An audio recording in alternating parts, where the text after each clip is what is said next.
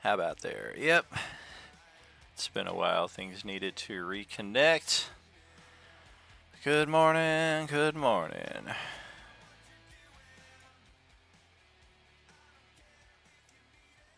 Just make sure this all matches up. Looks alright.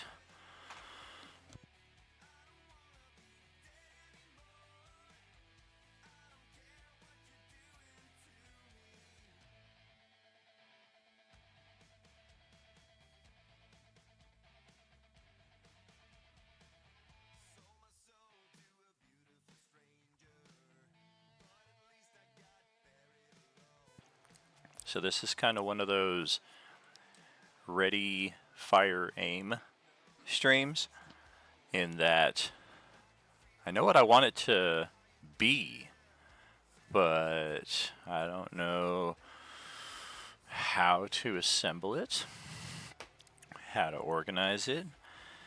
I'm certainly no expert at keeping a straight cognizant train of thought. Like, I'll start talking about one thing and something else will occur to me, and I'll just start rambling on that line and forget where I was going in the first place. So, yeah, in that respect, it's going to be chaotic neutral recap, to say the least. But good morning to you, friends. This, I would say, is our first official stream back. It's been exactly a month that we've been off here. The last game we ran, I think, was the final day of April, and it was Justin's campaign against the Serpents. And our first campaign back will be his game again on June 11th, 6 p.m. Pacific. His campaign and my Dragonlance campaign that I'm running on Friday nights are currently the only two of the 9 Role-Playing Unlimited campaigns currently being played that are not attached to the Coalescence. Dragonlance may in the future become attached depending on the events that we encounter and player decisions, the good old lucky results of the dice, etc. But we will, of course, cross that bridge when we come to it. Hey, 60 stream streak. Holy moly. You know, I gotta be honest. I thought it was going to reset you on the first here, because oh gosh, it says something. Ironically, it doesn't say it here. Maybe it's only when you spark the watch streak, but it says they've watched this many streams this month and have sparked a watch streak or a stream streak or whatever. So I don't know, just my natural deduction kind of led me to think that, yeah, it would reset on the first. But I guess not, so let's see just how far you're going to carry that there, brother.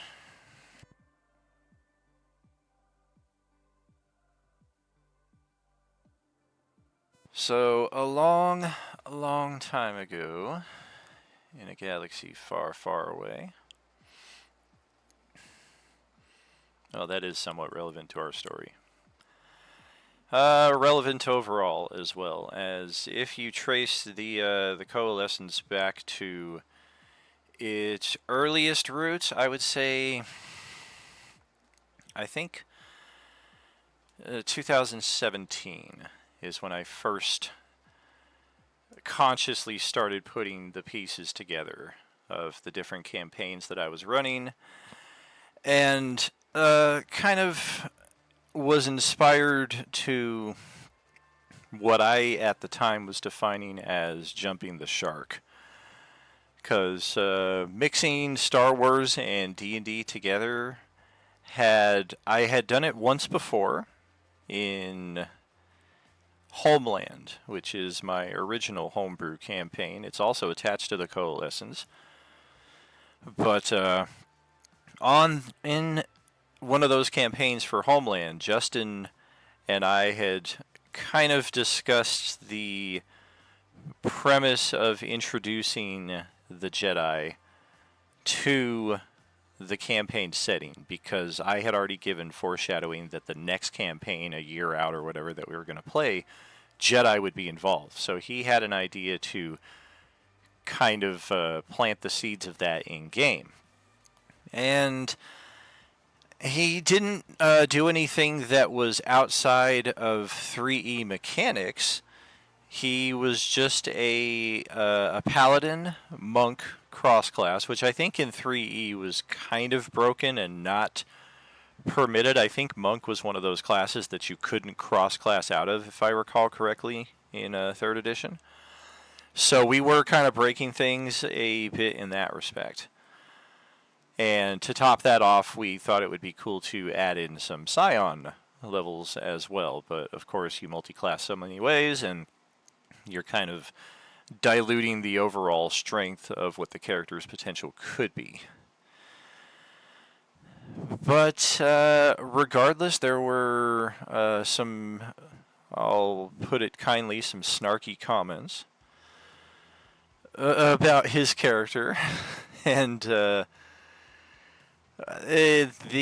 plan of bringing the Jedi in en masse to the campaign was altered, I should say. So revisiting that concept 15 years later or something was, I think, why my initial thought was, well, I'm probably jumping the shark here, because when we did it with Homeland, we had been playing a solid 3E series of campaigns, largely within the same generation, so a lot of the same characters reprising, from like 1999 to 2001. So we'd only been playing for 2 years, so these campaigns were very, very quick, like 4 to 8 months before the entire story was resolved and we move on to something else.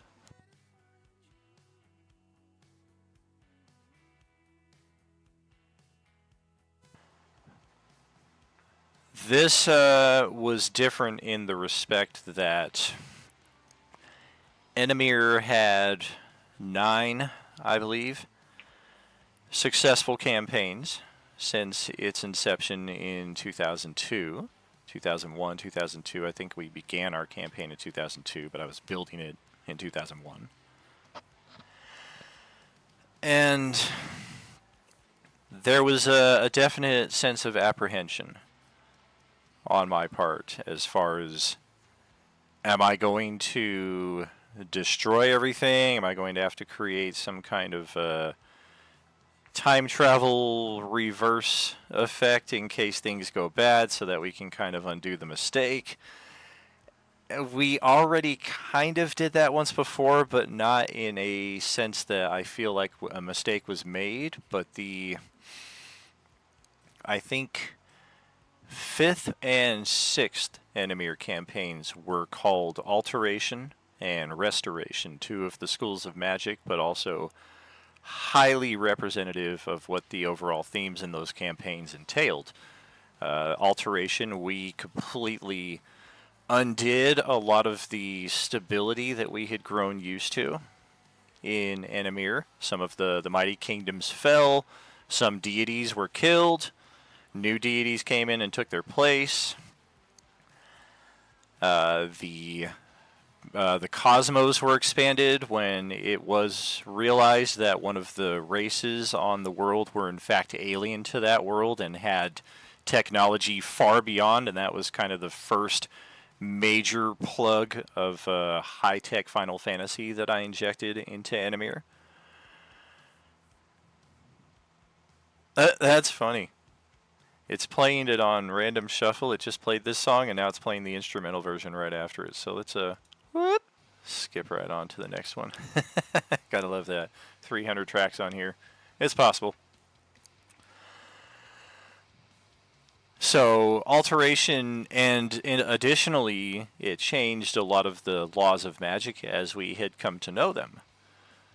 So, coming into the Restoration campaign, that had much of an opposite effect. We did undo a couple of things, or not necessarily undo, but amend and fix. But this concept of bringing the Coalescence together, just Star Wars and D&D alone, was kind of a daunting task, and I definitely was concerned about some of the responses that I would get, especially from some of my longtime friends and players.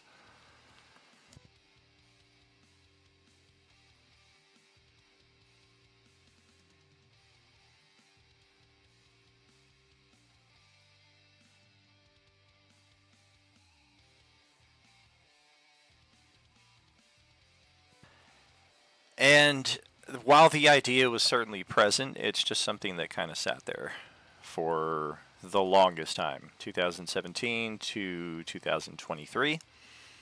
When we kicked off this connected series of campaigns, which kind of took on a life of its own through the interest of players in Role Playing Unlimited and building these tables and prompting me to expand to additional tables. This kind of breathed life into this concept that had been sitting around for so long. I certainly didn't build the Open Table Tuesday concept with the hopes of combining all of these stories I had been running for so long. The hope was to get an entirely new group of players, and my longtime friends were really just there as coaches and moderators.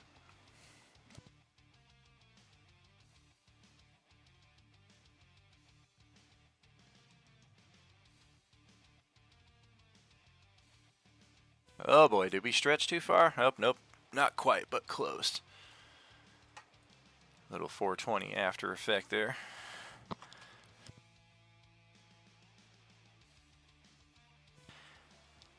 So, as the campaigns began to build, first with the Tuesday table, and then with Monday, and then with Wednesday, and for a brief period of time, Tuesday or Thursday as well, I should say. That's when the first inkling in my head came to start combining these concepts that I had been sitting on for so long.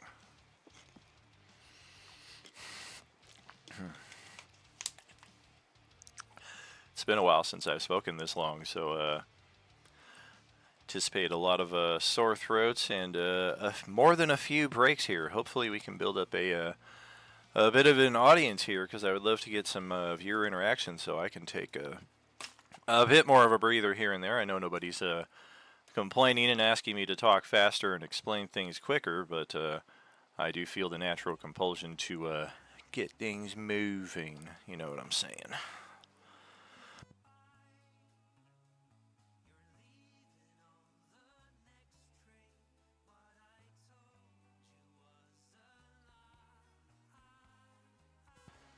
Alright, so Tuesday table, where it all began. Oh man, I lost the channel that I was in. Oh good, no I didn't. Whew.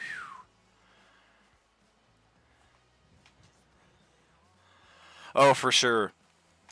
Definitely in an earlier stream. At least I didn't start at 6 a.m. I guess. I have two cameras right here next to each other. I'm sure it's barely detectable, but I've gotten used to looking at this one for the PlayStation, and it's this one right here that I'm looking at for this stream, so I keep like going over here and I'm like, oh yeah, I need to be right over here. So it's a fun eccentricity. Tuesday table, I literally was just trying to build a simple quest for beginner players. If we had experienced players along with us, that's fine. If they found interest in a beginner type module, then fantastic, more power.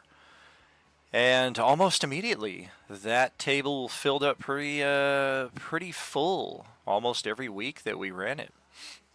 Watching the last 8 streams, I believe we've done For the Tuesday table, there's a lot of shifting back and forth, but there is also a lot of consistency in the 6 to 8 player range, which is where I typically like to run, just because anybody with any experience in D&D knows that scheduling is a bitch. It's almost guaranteed that every session somebody's going to miss, if not two people.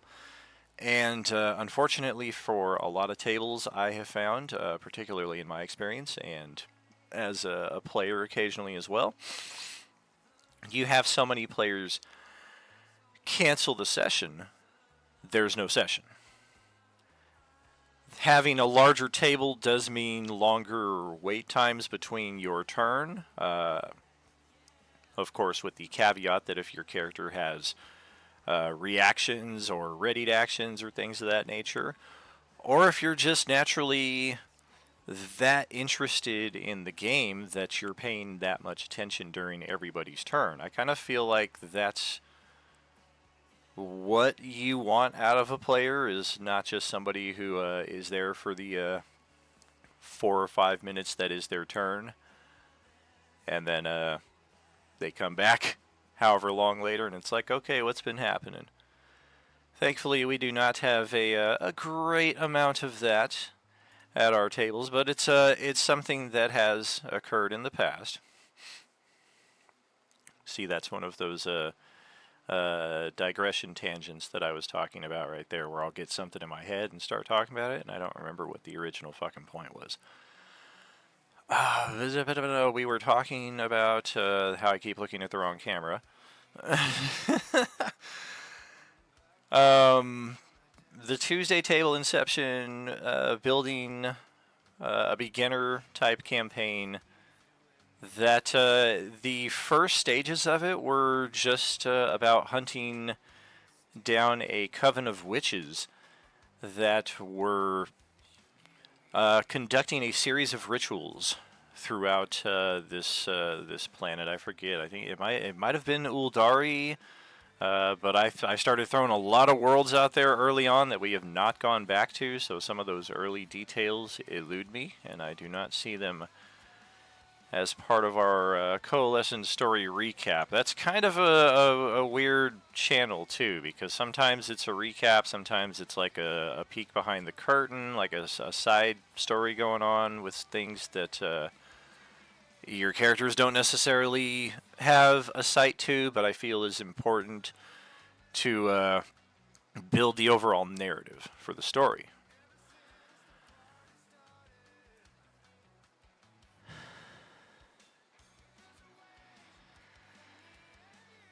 Gotta take a couple breaths there. Yes, indeed. Forgive me.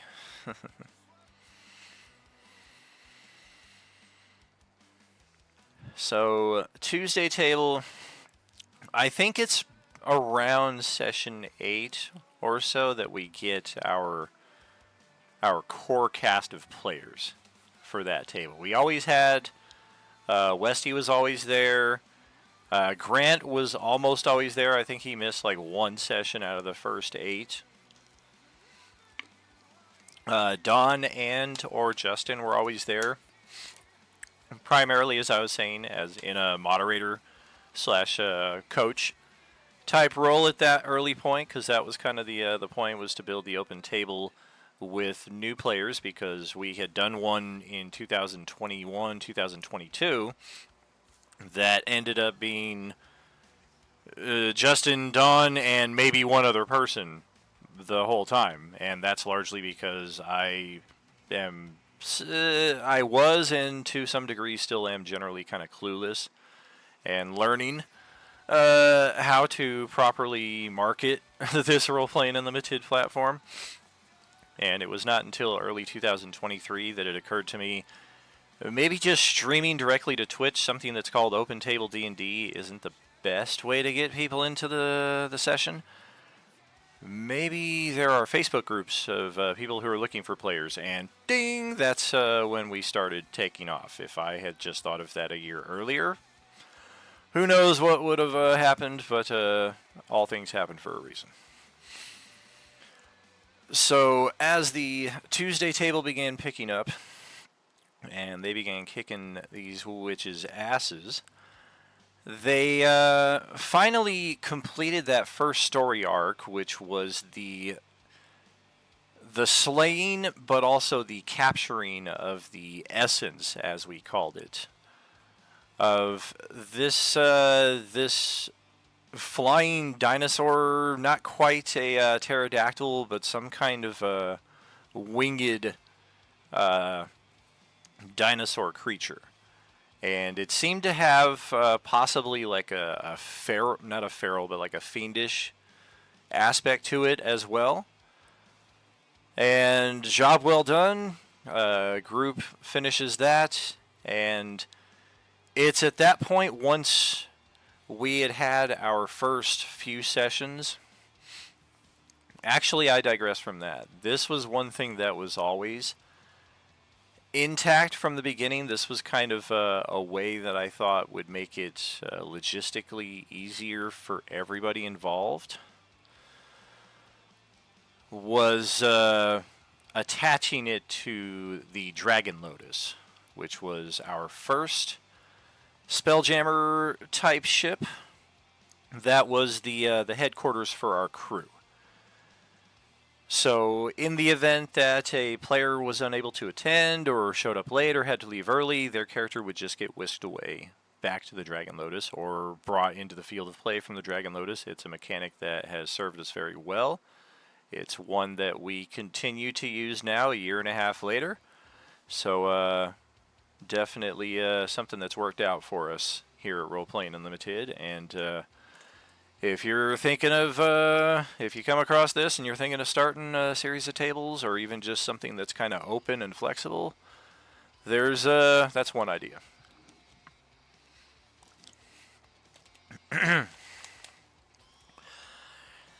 Our second story arc with the Tuesday table took us to planet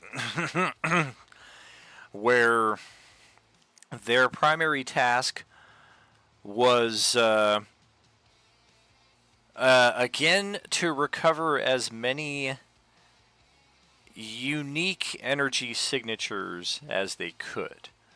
There were, I believe, there were determined to be an unspecified amount of interesting signatures within this subterranean area that they were to go into. So they were given a handful of these vials that they could use to extract the essence after they killed whichever creatures that they had suspected to be fitting the bill. If memory recalls, I don't think they did any of that. Perhaps they did not find any of the creatures interesting enough to attempt to harvest. Definitely the Dracolich that they would encounter a few sessions later might have fit the bill, but being an undead creature and life essence, the two don't necessarily line up, so I don't know whether it was something that was attempted or was thought of and then kind of resolved under that line of thinking. But to my recollection, and based on the monsters that I have in the inventory of the client, I don't recall any from that Tuesday mega dungeon going into that inventory. Westy has been there since day one, though, so if he of anybody would probably recall.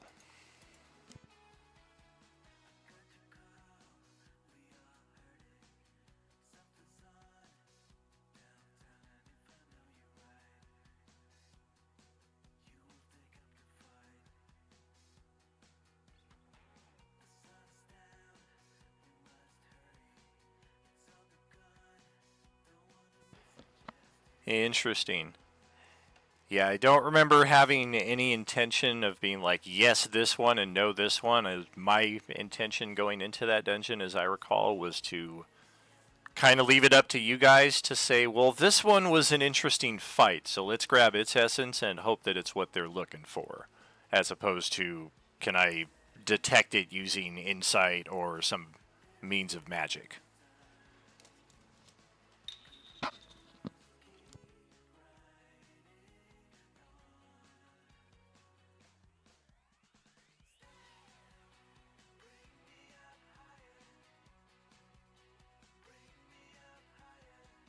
But definitely by the time we got into that mega dungeon with Tuesday Crew, and that's kind of where we're at now with the Tuesday recap streams, we had a solid crew, and this crew was gonna last at least a handful of sessions through the next major story arc before another shuffle in players would kind of come along. Yeah, very true. Very true. I remember we had access to its carcass in the field after we blew it up there, but I think so much time had passed in that dungeon that maybe just people were not thinking about harvesting so much as completing and vanquishing this threat that we probably spent like 5 sessions back and forth fighting this Dracolich.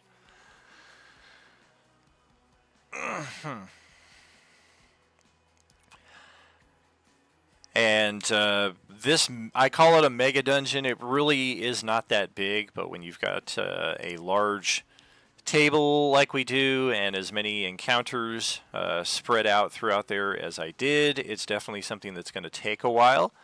And intentionally so, because I don't want to I want to work smarter, not harder, kind of deal. So if I'm gonna go through the trouble of building a dungeon and dynamically lighting it, I want to get my time's worth out of it. If I spend X amount of hours building it, I want to have them spend X amount of hours playing it. Not necessarily equal, but not 3 hours to build something that takes 5 minutes to go through, kind of thing. And in the case of this mega dungeon, it definitely got its time worth, because I think I spent maybe 10 hours total between the 5 different maps that were that. We have the central area, and then the north, south, and the east, and then each had its own variety of monsters and treasures and traps and what have you.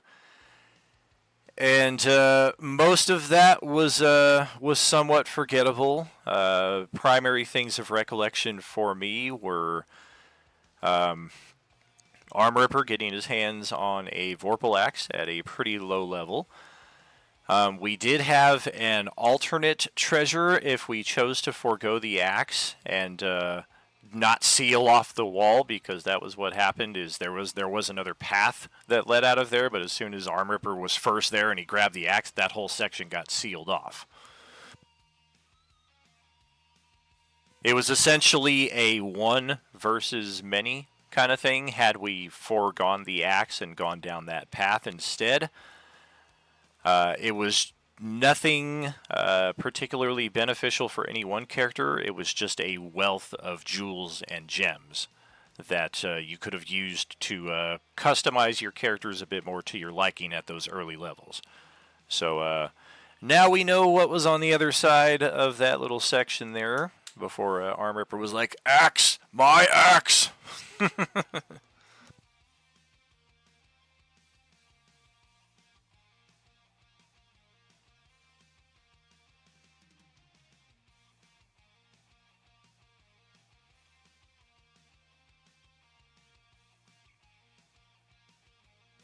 Another big feature of note, as I recall from that Tuesday Mega Dungeon, would be Terry.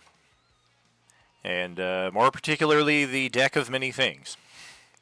Many of our characters chose to draw from that deck. I don't I think Westy drew as well, didn't you? But weren't they just kind of inane offset things, or did you just only draw one and it was kind of like, oh, I got some extra treasure? Oh, damn, he was out!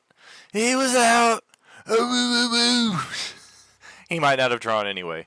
He would have gotten the fucking Void card and everything would have been different.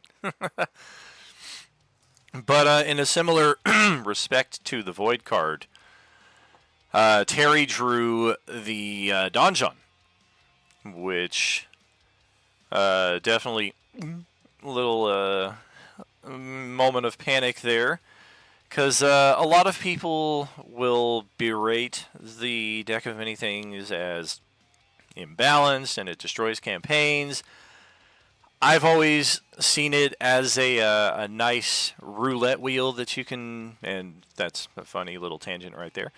But an interesting thing that you can use to kind of randomize a few plot points in the campaign itself. It definitely sucks to get donjon or voided out, and your character is just kind of out for who knows how long. But it is something that can possibly build some interesting story if done right, and with the right group of players.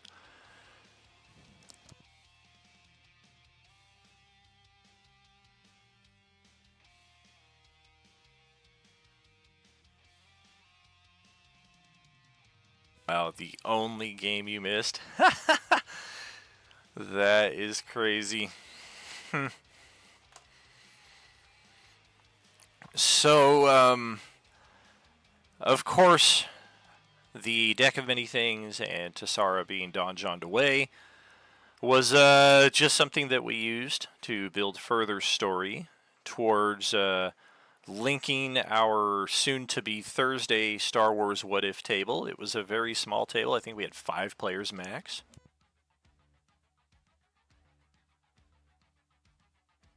And I think we played like 4 sessions. So nothing like too incredibly lengthy. And we didn't really spend a whole lot of time with character or even plot development. It was kind of like, here's the characters, here's who we are, here's the mission, and the mission very quickly took off and very quickly tied into the Tuesday campaign.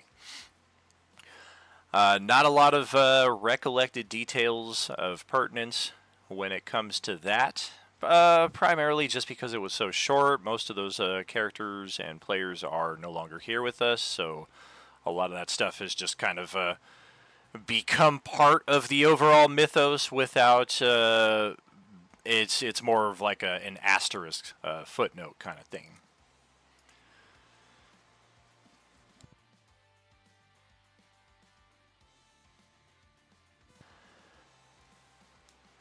Of course, the defining moment of that Tuesday Mega Dungeon would be the Dracolich layer. And with that, let's try something here. Well, that's a much different webcam there. Weird. Try to... No! Alright. Hello. Try that. There we go. Fill the frame, fill the frame. Alright, let's lock all this and bring in a new source, of course. I want a new source, and it's going to be...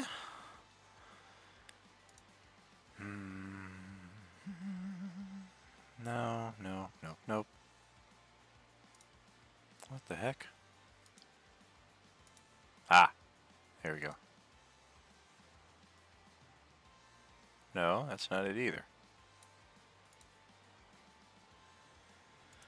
Well, that's a first.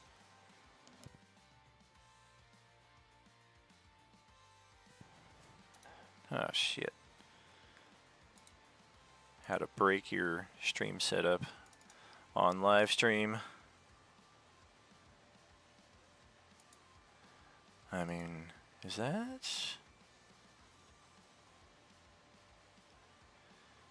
That ain't done anything. Alright, one more time.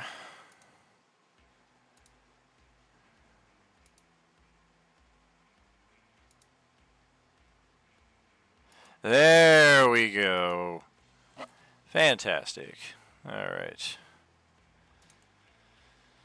So, yeah, we've got our games here. All the different games that we currently run here, or are about to run, as in the case right here.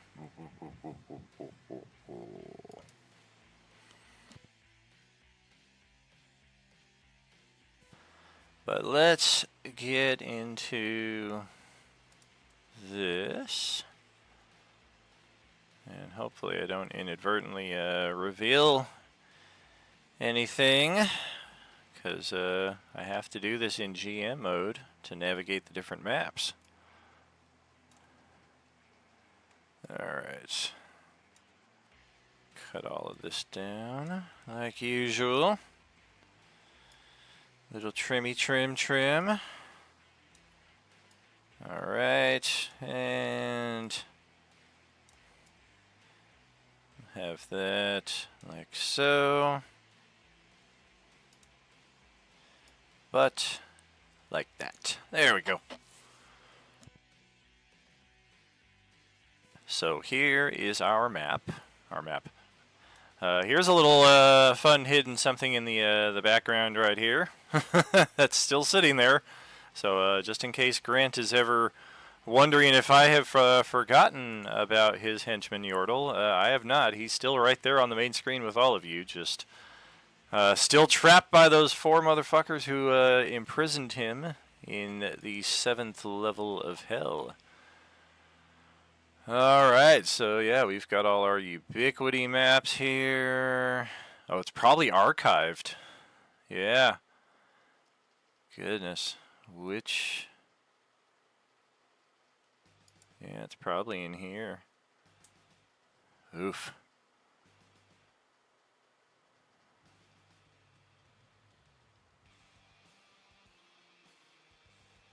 I have maps called Star is Pissed. I wonder what that's from. Oh, man. Oh, and then I have Wednesday maps on here because we did that weird, like, table shuffle thing where it used to be Monday and Wednesday together and Tuesday and Thursday, and now it's Monday, Tuesday, Wednesday, Thursday. So there are maps everywhere, like this stage 1 through 7. This is all the Wednesday mega dungeon that they spent 20 plus sessions on. Sewer sections, that's what I had Thursday crew finally tackle. I had that stuff sitting around since the beginning of Tuesday crew, just never really found the right place for it. Stars Base, Ancient Portals, and perhaps by that, maybe it's over on the other page. That's why I can't find it. So I wonder, let's log into the Wednesday page. Double check something here.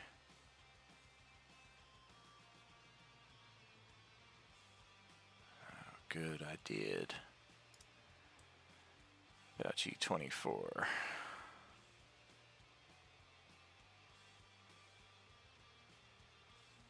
Okay. Wednesday, Thursday.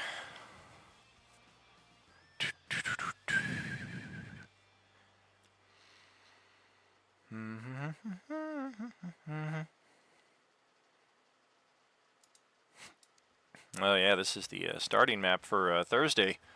Yeah, their very first encounter was against Nihilus and some Breath Drinkers. They had 2 pretty powerful NPCs, 77 and 86 hit points here.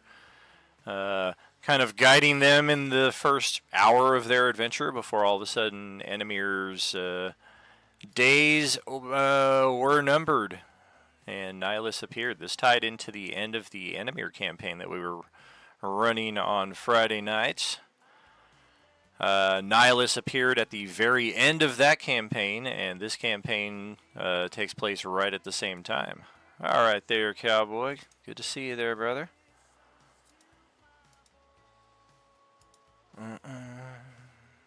Alright. So, Rathmir's Manor there for Wednesday. That was fun. Let's check our archived here. Uh-oh, I've got a spider temple, and nobody's played that yet. Ruins, is this it? It is, but these are the sections that we did not play. We could have built that Tuesday Mega Dungeon 5 more ways here by adding 5 more sections, but yeah, 5 sections seemed plenty. Didn't need to go 10. So let's get archives. There, I think that's it. Yes, there's outside Dracolich. I think this is it. D2 stage 2. Yes. 3, 4, 5. Dungeon 2 stage 2. These are the order that I roughly thought you guys were going to go through this. We got the witches maps here as well. Might as well take a look. See? Dungeon 2 stage 1. Oh, the old Dragon Lotus. Very cool.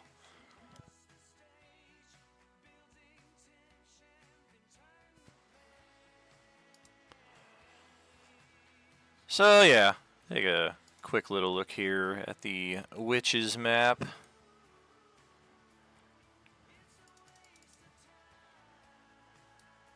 Some characters who are still with us, some who are not. I mean, look at Tariq. He's a freaking baby here at 18 hit points. Now he's a literal god.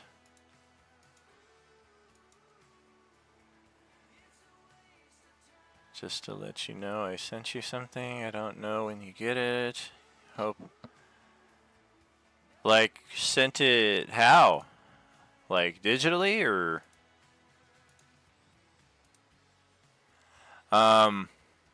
Thank you. Definitely caught me off guard. And, whoops. I'm noticing something here that I Let's change username to Roleplaying Unlimited, shall we?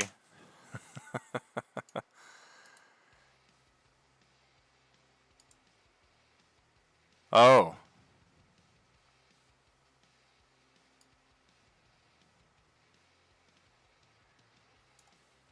I appreciate you, brother. I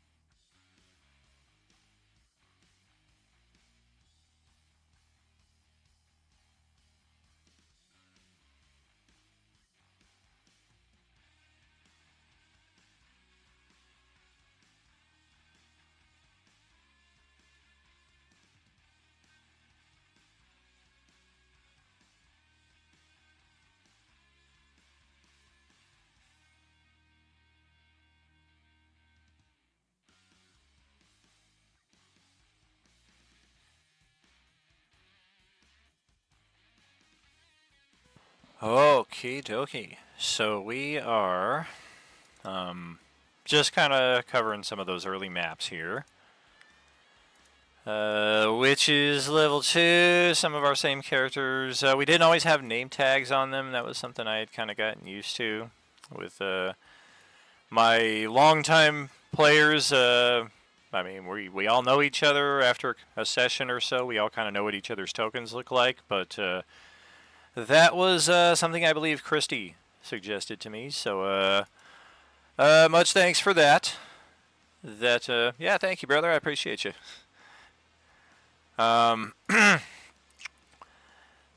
Just requesting for her own benefit at the time. Like, I'm having a hard time figuring out who is whom.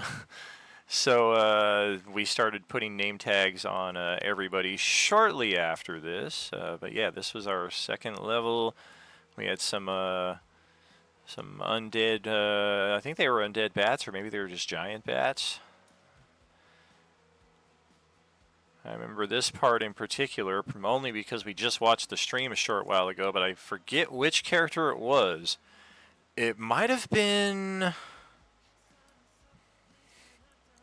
Okay, it was not Tariq, because he's not here. So I think actually it was Amphith right here, our old Dragonborn fisherman, who kind of did a cool athletics check to navigate these slippery, stony rocks and jump onto this guy and kill him while he was prone.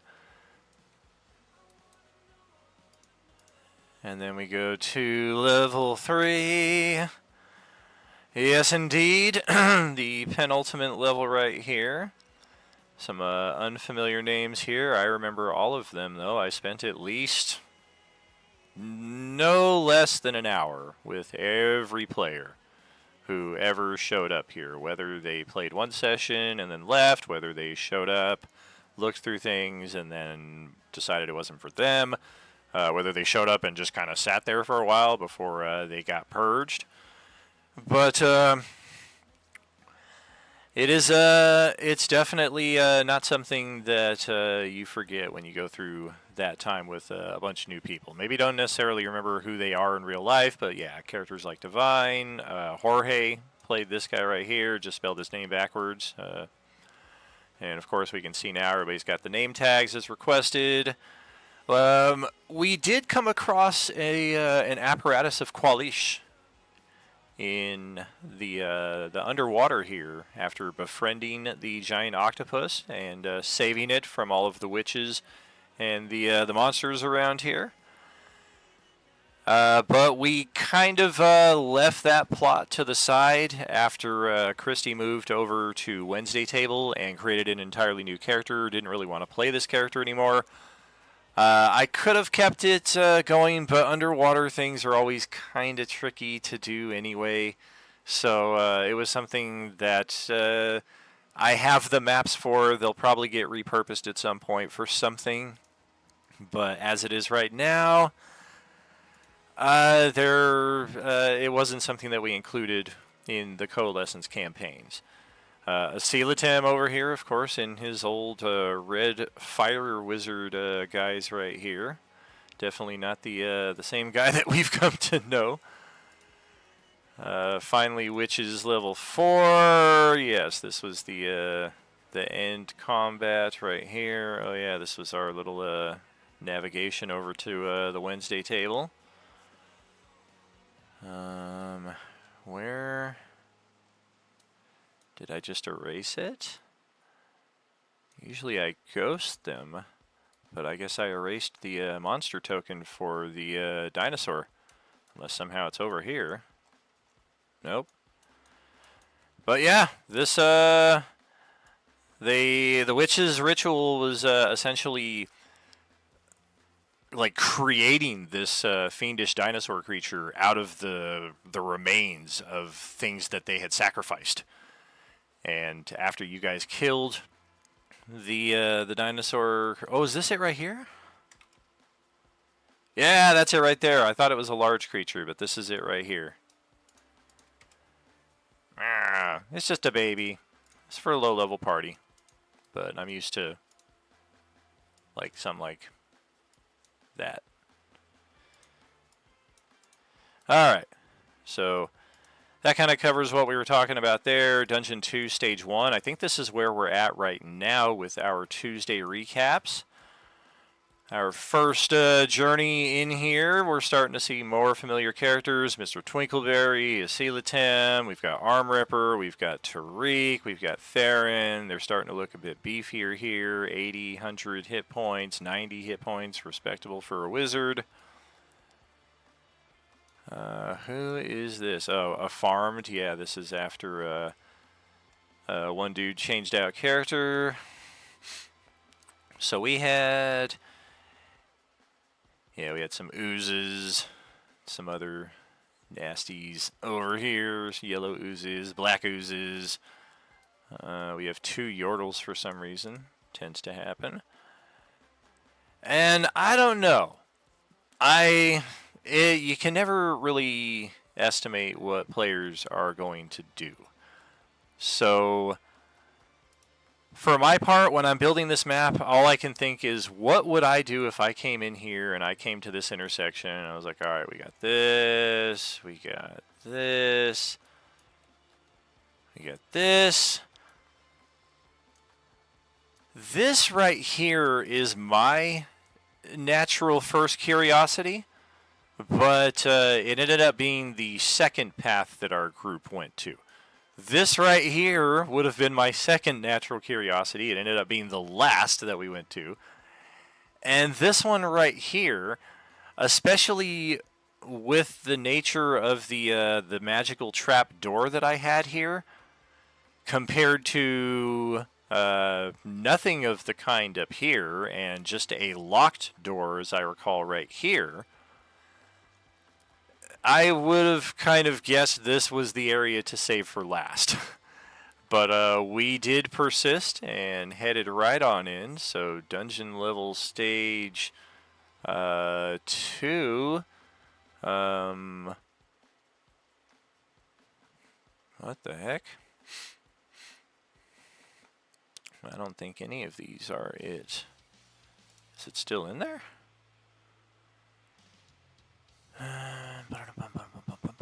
It is not. Well, let's just check them out.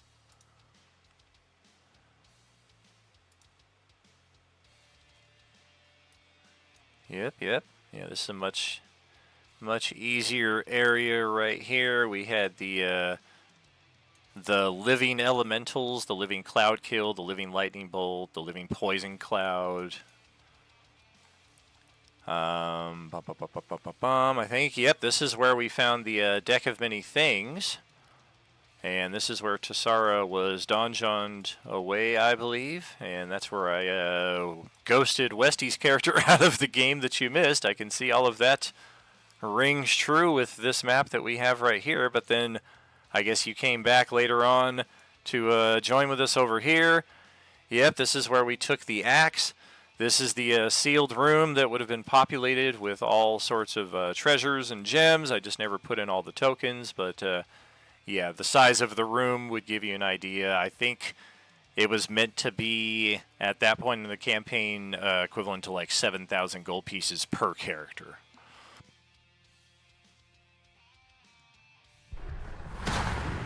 What the heck? Oh. Shaboom! That is an epic alert right there. That was one thing that appealed to me with this particular stream setup, is that it had its own customized animated alerts with it, but that definitely caught me off guard. Thank you for the like there on Facebook, Dominic. Hope you're having a good day, brother.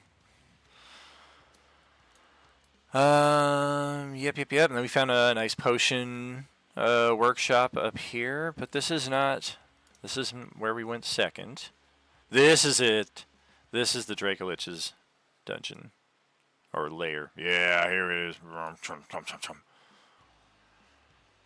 Yep, there's the extra dimensional chest of holding right there that Brad now has tucked away in his bunk aboard the Judicial.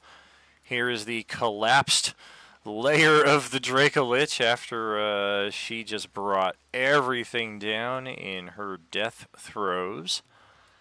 Most of you were safe from that, but we can see by the health bars right here that some of you guys took some damage.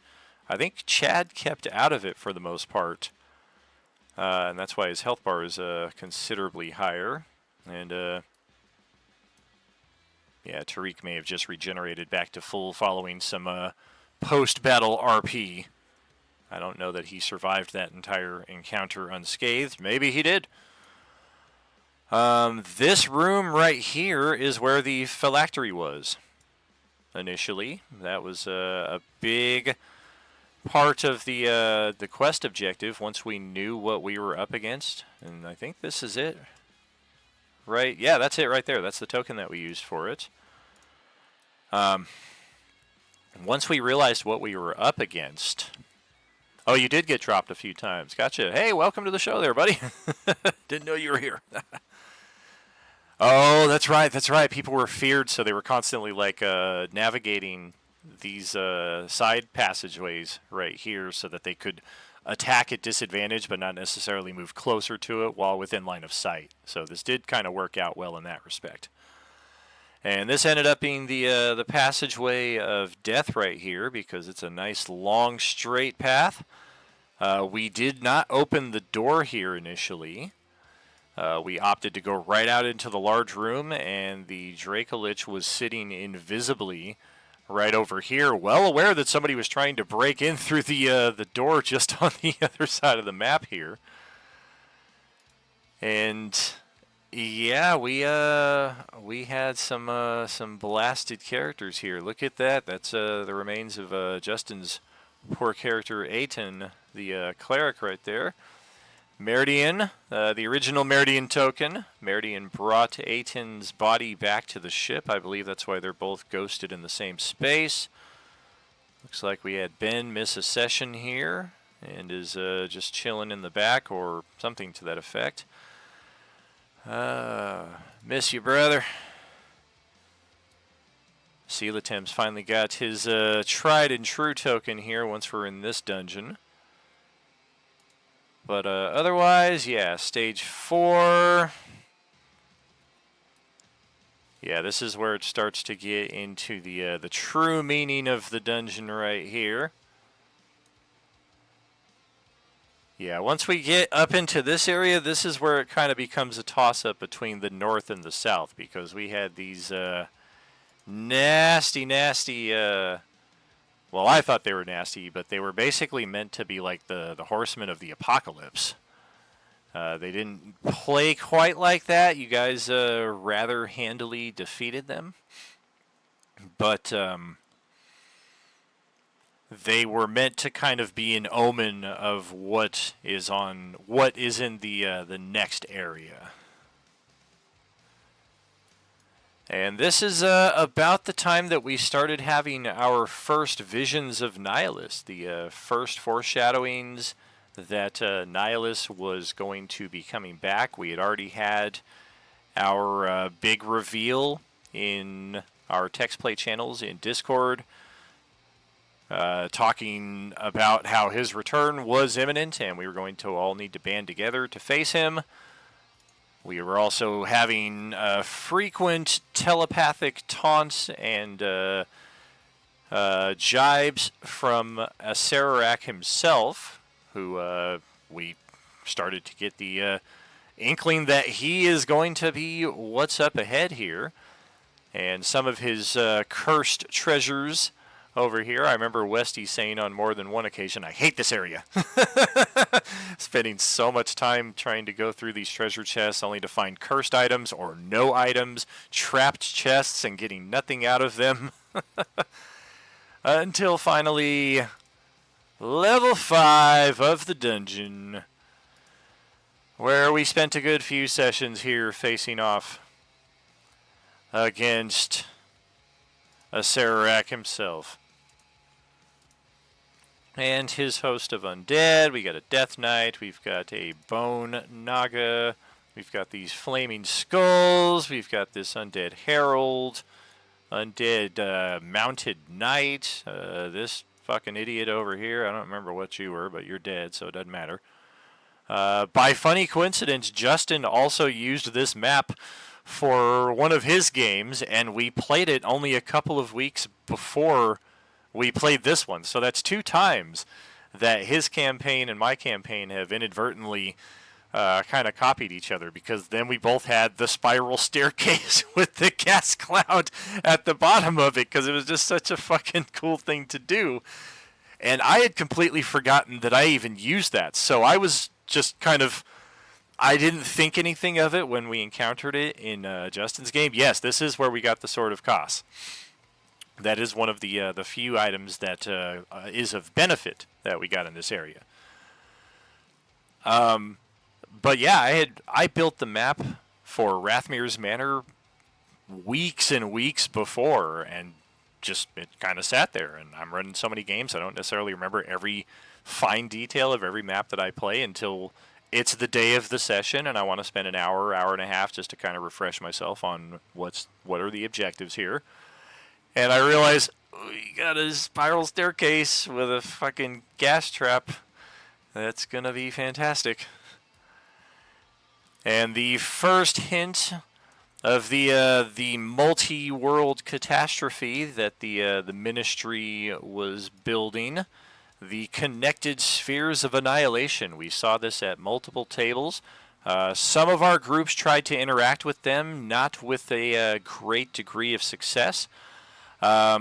Intentionally, I mean, there's always a chance, but considering the powers that be that were behind this menace, and the countering forces that I had in play, i.e. The entire leadership of Ubiquity, and oh gosh, I forget. That's the primary one. There doesn't always have to be a second fucking example. But that's kind of the gist that you're meant to be given, is that these spheres are bad news, and what the ultimate objective is, I don't know that I've revealed entirely in-game to us. I know we've kind of covered some of it, but I don't know that we've covered all of it. What we do know, and fuck it. If we've covered it already, no big deal. If we haven't, that's kind of what this is for. And it's a bit of a foreshadowing towards our Coalescence 456 campaign that we will be running here over this year, next year, year and a half or so. But it's essentially a mass sacrifice kind of thing. That by destroying all of these worlds at once and causing such a massive loss of life, Johnser, there will be heralded an undead invasion the likes of which has never been seen on a galactic scale.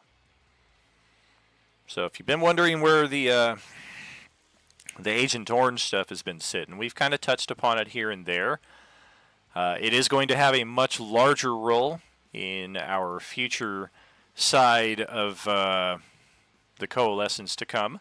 And for that matter, Star Wars will have a bit lesser of a role. That's kind of how I've been able to maintain some degree of sanity in all of this, is not throw it all in all at once, but for Coalescence 1, 2, 3, we can play firmly with D&D rules and Star Wars rules. 4, 5, and 6, Star Wars stuff will still exist, but I'm not going to have Star Wars 5e integrated like the way that we do now, with new characters.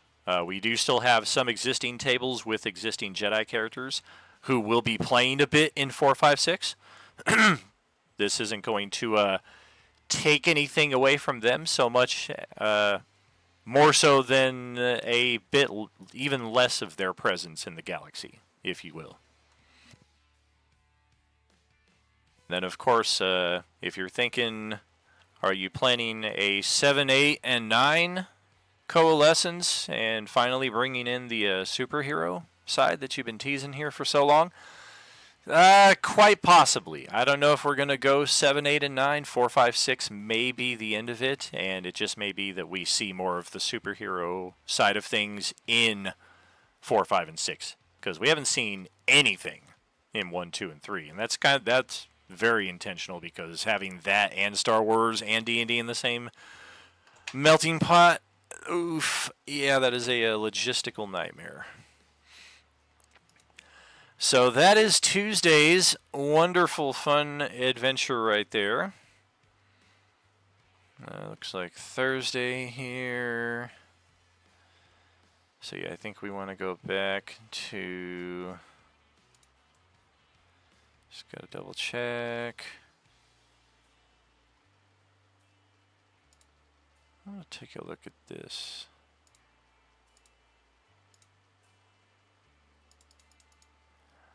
Oh, yeah.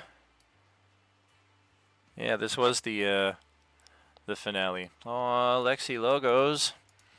DJ.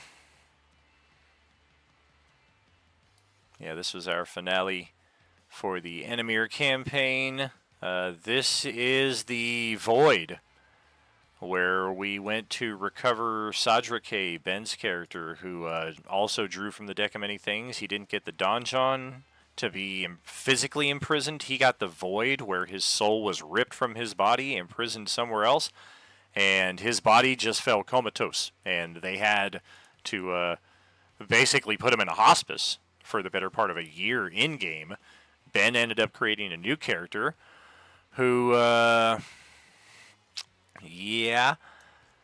has a bit more of a part to play here. I think we have talked a bit about that in some of our connected campaign, but that's still a bit of a background detail that we don't need to cover too much. I was just more curious about this map than anything else. So yeah, let's close here and let's go over Monday. Oh, good. I thought I had mentioned that his character basically brought about Nihilus's return because he was playing the Chronomancer, and that was something that he would have enjoyed. It's not something that he and I discussed to any great detail, but after his passing, it was something that I had always talked about with his wife beforehand, was that perhaps the most proper send-off for him would be to keep his story going in the games. And if that meant an end to one of those stories here and there, at least some kind of notable end. Now, Monday, oh yeah, Ocean Floor, see, yeah, we got those maps. Pyramid Temple, Justin will remember that one, just like the Wednesday Mega Dungeon that they spent 20 sessions on. The Pyramid is one that I may repurpose for future use. It's just too cool of a map. Lord knows we've already seen our fair share of mazes. Dragon's Lairs, I don't think we've seen... No, we did see one of them. We did go into the Demon Dragon's Lair, which was the Amethyst Dragon Lair. But yeah, there are a lot of cool layers contained in here, all in the same theme. Yeah, from Fizzband's book. Ben bought us that book too. Now that I think of it, he asked if we had it. I said we don't. And he bought it for us. So now we all have access to all the cool benefits that come from that. Yes, they did go into the Red Dragons thing, but that was something I built myself also. That should be under Thuji Gordonon's. Yep. Demi-Realm.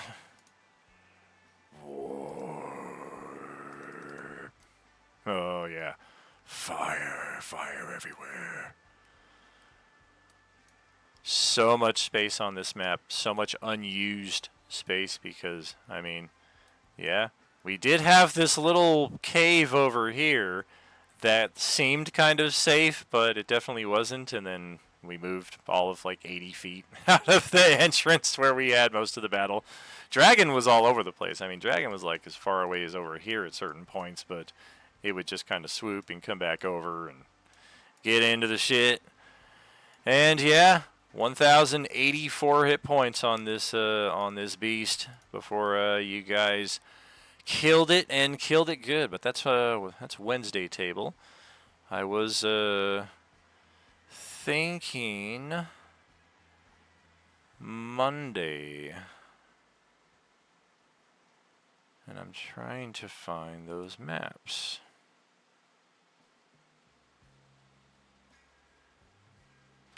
A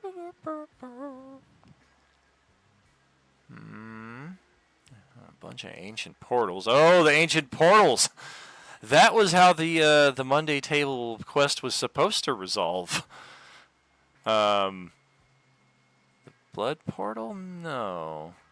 There's so many varieties of them, I forget which one I used, but I did build one of them and put your characters onto it, thinking that we would end that city quest by stopping the Ubiquity Cultist sacrifice.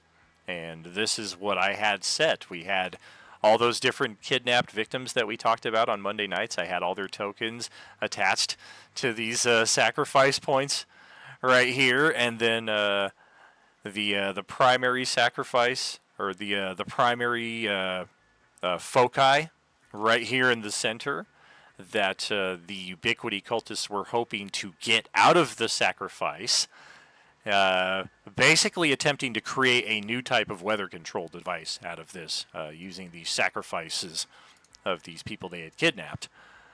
But yeah, instead, we...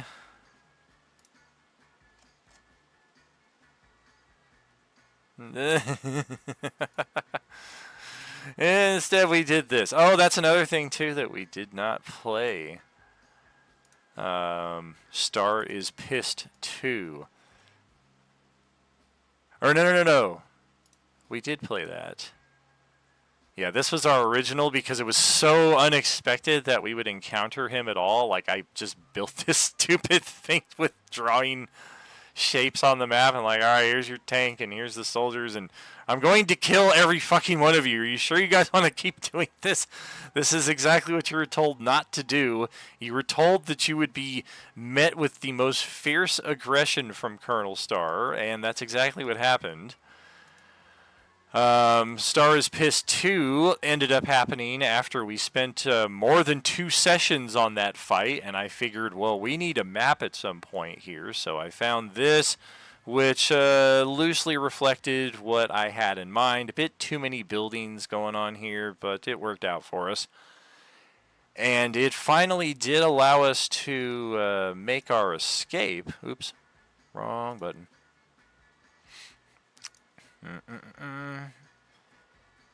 Is it? There it is, Freeway Chase.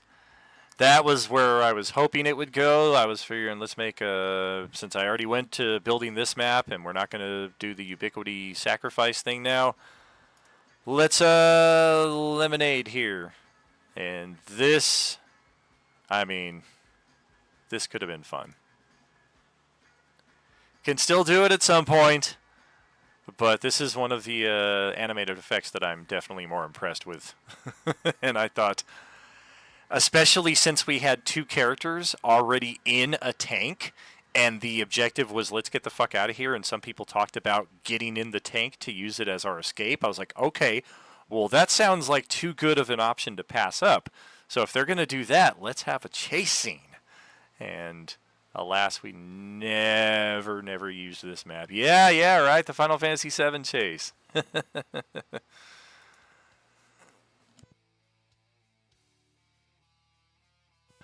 Alrighty, so that's still getting ahead of ourselves a bit on Monday. Deck of many things, dragon layers, market, mazes. Additional maps? What the fuck is this shit? They look cool. Don't know that I ever had any purpose. Oh, they look like they're from the Planescape. So it's got to be archived somewhere in here. Star Space. So yeah, the ancient portals we did not use. Yeah, the old Dragon Lotus map. Meant to check that out. Search for Krista. There's that. Okay. Partringon Ruins, Secret Mountain Cabin. Here we go. These are our early Monday maps. That's Wednesday, Stars Base Intersect. And then these ended up being purposeless maps right here. They were created but never populated because we never got outside of the intersection, and it kind of just seemed at that moment like we were going to resolve the combat there and there would be no further use of even exploring, especially since the mine was about to explode. Up the Mount 1, there we go. Villainous Elves, there we go. You're playing the remake? Nice. I have not played it yet. It's in the collection, but have not gotten there. So Up the Mount 1. Justin remembers this map. Fuck these scorpions and fuck these rust monsters. For characters with Metal Gear at level 1, and I'm not talking about the Hideo Kojima video game, I'm talking about metal equipment. It's bad news. And yes, we have everybody's most forthright and reasonable paladin, Judar Candantis here, who will cut your head off if you so much as think an evil thought. Ah, that is correct. Yes, I did have an illusory bridge right here, but we did not cross that bridge. Ah! So, this was also where we found one of our few portals here, which has its connection to one of Justin's characters named Leon, who made it his career to find some of the rarest and coolest treasures and then place them in challenging locations that future adventurers would be inspired to seek out. Yeah, it was very much Last Crusade inspired. I think it was based on passive perception. Like if you were standing in the right spot and you looked at it from an angle, you'd be like, "Hey, there's a bridge right there." And then I would say, "Ah, yes, but of course, da-da!" Boop. So that was our first little bit there. Good lord, we already had a character with 99 hit points after the first map? That seems incorrect. Oh, and then we had the home of the elves, the secret mountain cabin, yep. Some friendly RP here for the most part. Looks like the goblins joined us over here for a night, as did Katarina.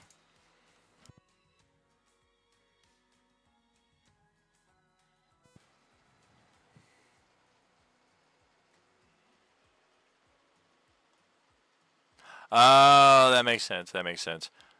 Or it could just be that he was diligent about updating his token so that there was never an old HP version of it sitting behind on an old map. Definitely a possibility as well. And the villainous elves on the other side, who you were warned about by that nice elven family up in the mountains. That's why they moved up there, because there was some nasty shit going on down in the woods in the valley. And apparently a Tarrasque running around too. They always just seem to kind of appear when a party gets too cocky. It's just like, oh, here comes the Tarrasque. And right here inside this little treasure chest is where we found one of the pieces of the fractured psyche that would connect 3 characters at 3 different tables to give us the Seer Aiji Aurili and give us our first warning of the impending threat of Nihilus. Completing that though, Monday, this is about the time that we started to get our solid table at the ruins of Partringon.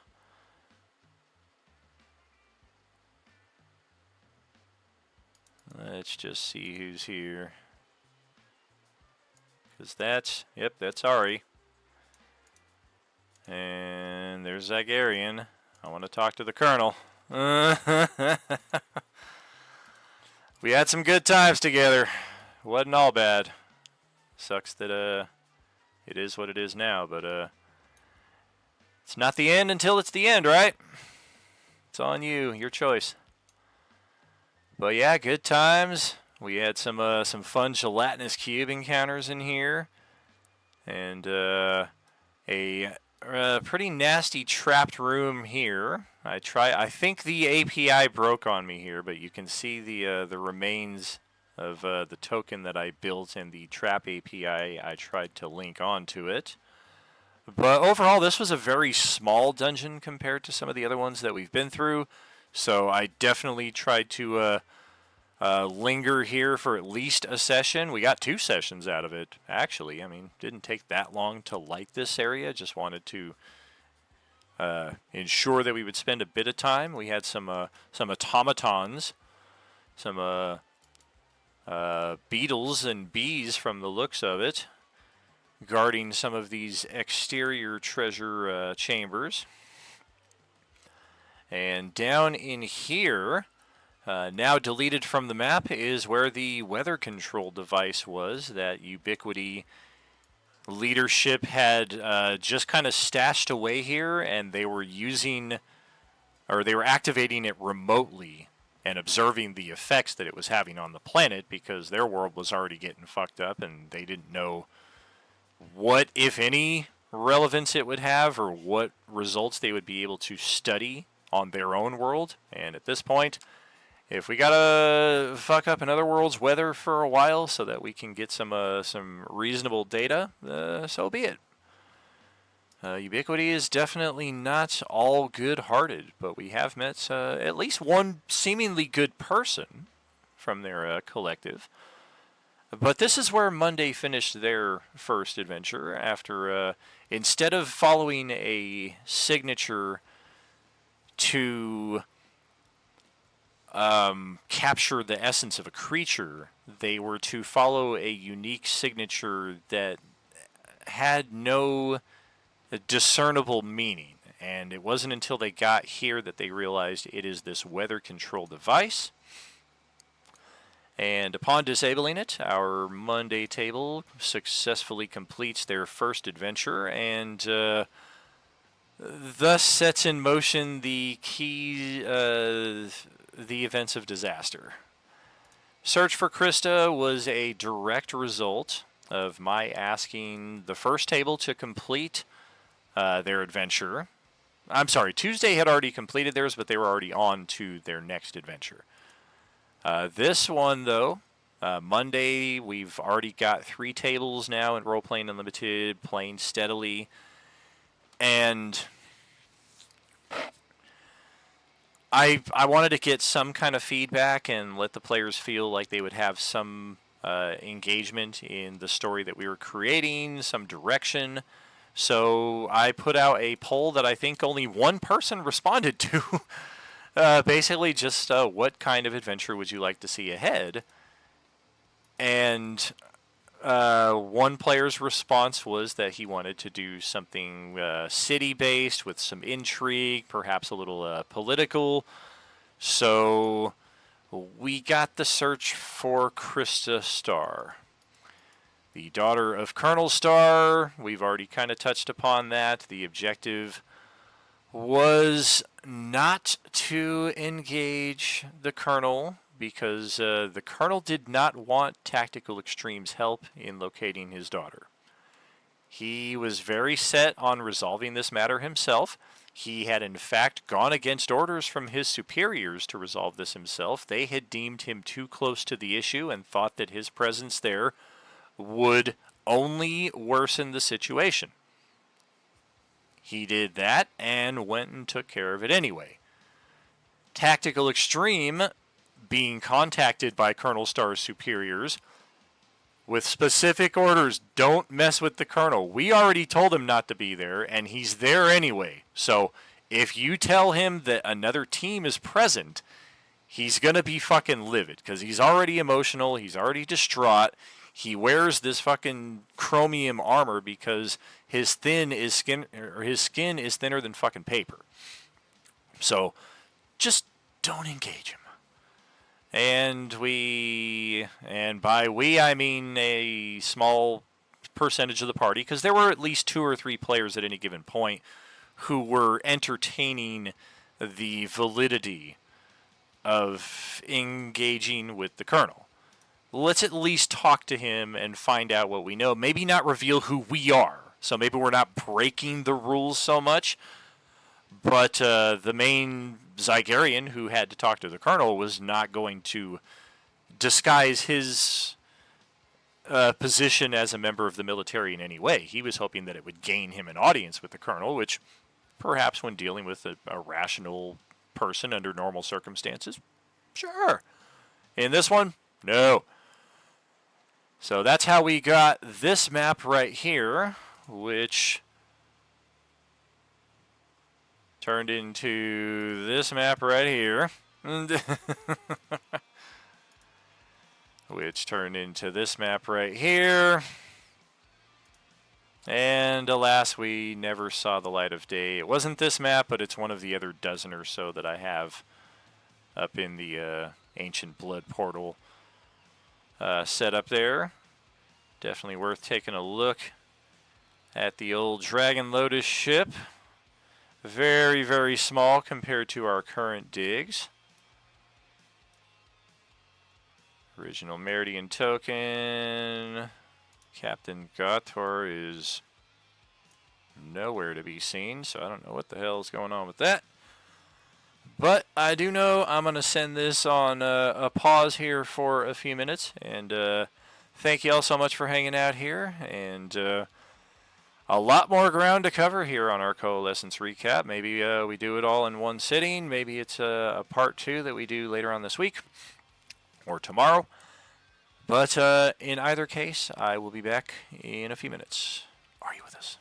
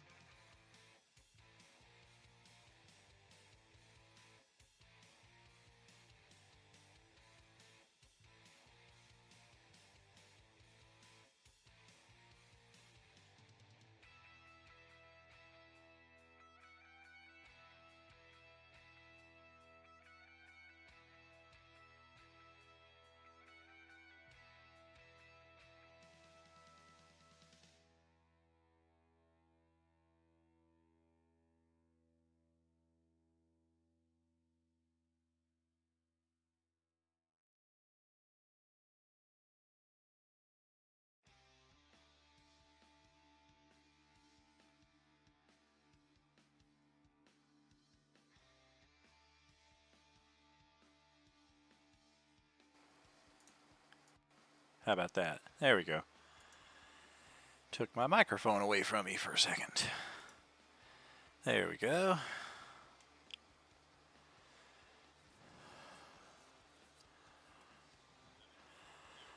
Well, thank you, thank you, thank you.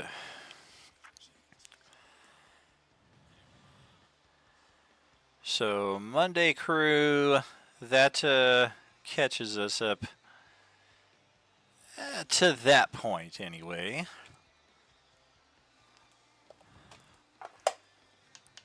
Kinda back, kinda still putting this together while I get this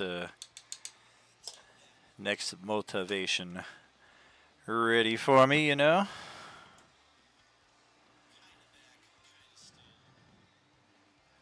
I think Wednesday crew would be our next recap here, and yes.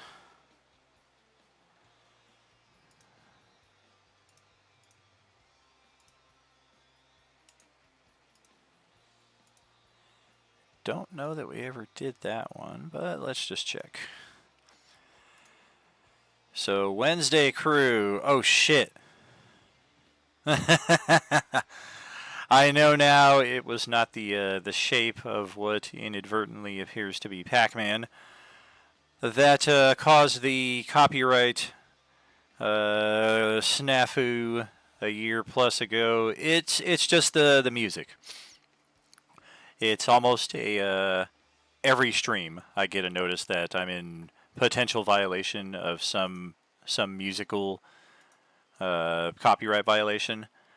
But it's just part of their process because it automatically flags it, and then they have to go through the process of finding out that my account is legally subscribed and able to use these songs per the contract with Epidemic Sound. So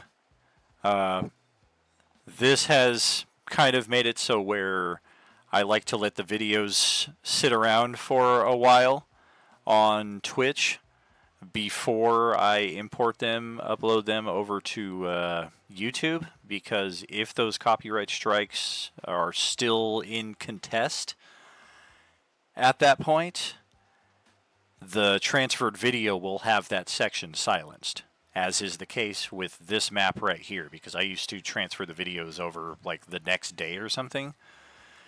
So now I like to wait a little while, but this is our Wednesday table. This is where it began. In the Astral Dragon Lair, our characters were pursued by the Tremaxon, four-armed subterranean creatures, loosely inspired by the movie The Descent. And the intro plot was your characters were just overrun. There were hundreds of them. The only option was to run into this area after you had successfully navigated a puzzle door, and you trapped them supposedly on the other side of this door, while your characters made your way through here in exploration. Here's Westy's character Tyvek, who I think he played for all of one session, maybe two sessions, and that kept, I want to say, at least a 6 to 9 month lock in my head, where Westy was supposedly supposed to be involved in the Wednesday games. So I kept asking, you in for tonight? And you're like, I'm not in the Wednesday games, dude. I'm like, but you... Yeah, he was like for 5 minutes.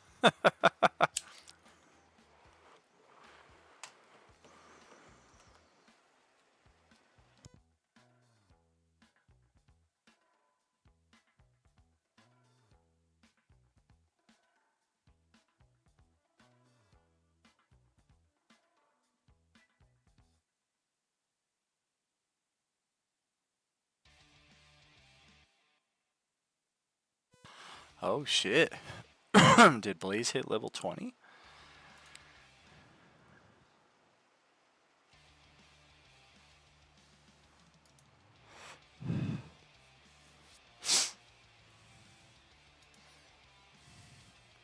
Damn. Looks like he did. Frickin' awesome. Oh, boy. Oh, damn allergies. All right. So, yeah, this began our encounter with the Astral Dragon. There used to be a glowing stone face set into the floor here, into the ground. You can still see the remnants of it. Kind of get the impression that it used to be a face. It used to obviously be a face, and it began to glow and pulsate more and more as the characters were here, after which it exploded, leaving this crater and unleashing this dragon upon us, which for a party of third level characters was definitely a formidable challenge. After their successful defeat, they went up to level 5, and I think that's Val 18.0 if I'm not mistaken right there. And yeah, after the defeat of the Astral Dragon, the Tremaxon, who you had trapped on the other side of this passage here, finally broke through and began to pursue your characters, prompting you to escape off the edge here to a door just out of sight on this map right here, more of a Theater of the Mind edition. And that door led to a passageway that you collapsed, followed for some time before finally making your way into this area right here. Yes. Ascending from the spiral staircase. Ooh, look, I had a spiral staircase before you there, J-Man. I bet we all forgot about this one. Womp womp.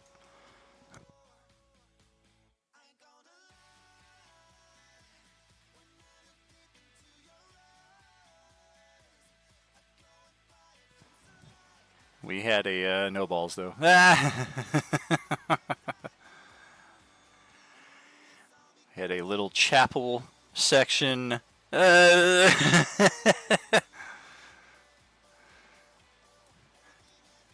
Set over here. I forget which character. I think it was a character who's no longer with us. He found something of interest over here behind the altar. I don't recall that he shared it with the rest of the group. I think he might have taken it with him.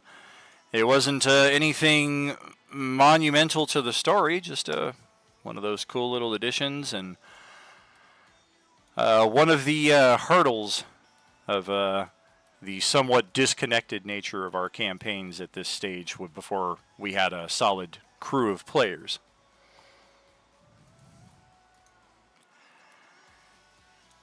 This magic circle right here was just kind of like a battery that was dead, and it just needed spell levels to be plugged into it to charge up. And J-Man, I believe, took care of that for us, activating the portal, which redirected us over here to the other side of it. A narrow passage aside, some stairs that head up, connecting to this area just to the west. And into this section here. Looks like yeah, we definitely ran into some lag with the number of tokens that were on this board. So the giant worms that were originally here have since been removed. But we can see the rubble of the damage that they caused to the structure around them. We can see a crater here that one of them burrowed out of. I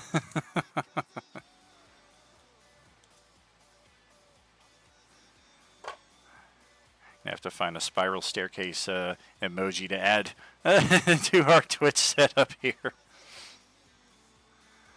Okay, there we go. Enough of that.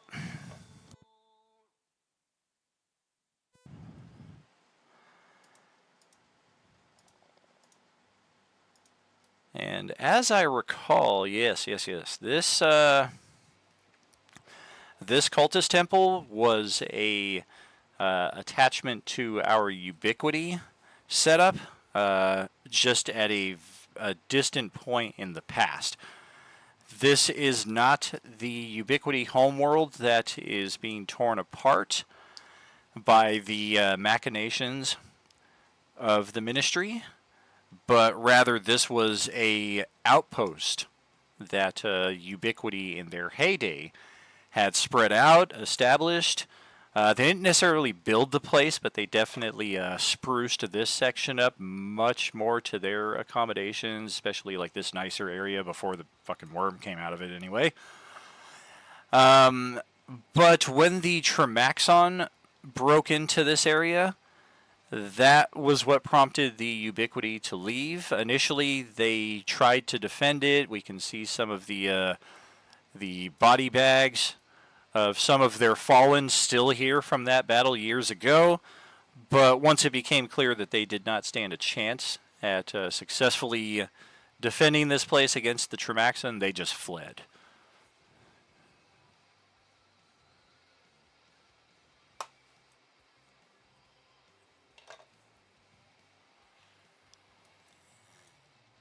And yeah, this is a section we did not explore for a good while here. Oh, damn!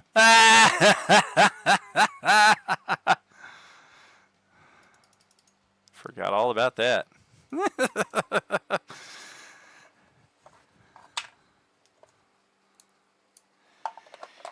Got our private latrines over here that Ricari took the opportunity to relieve himself.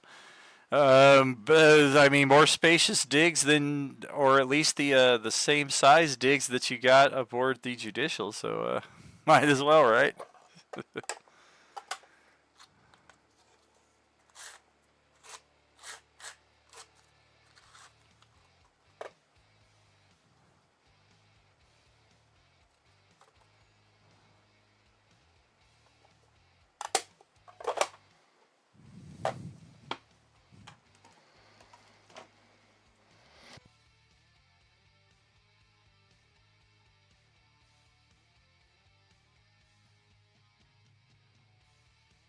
And that brings up another important bit there that I forgot. Part of this glow right here, if I'm not mistaken, I'm mistaken.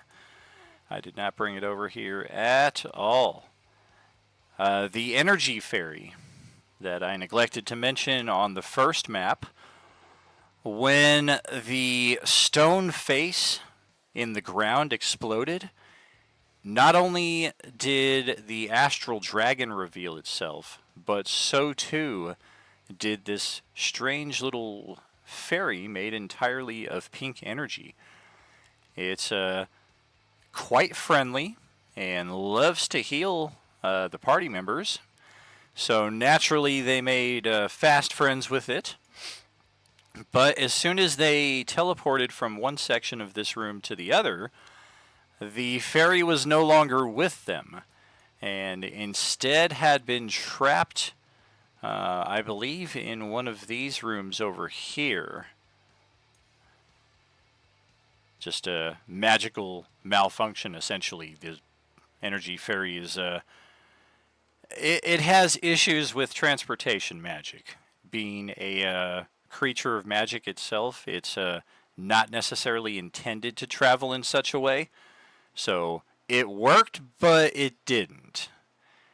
And after fighting off the giant worms in these two passageways right here, our group discovered, I mean, Dawn is in the party.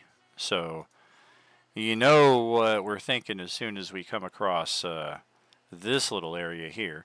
And you can see some little hidden bits here just in case the party decided to explore things a bit more, or if they had stayed here for any great duration of time. There is a bit of a haunted effect in some of these areas, or some of the furniture. I could change it so that it's like you opened up the drawer right there.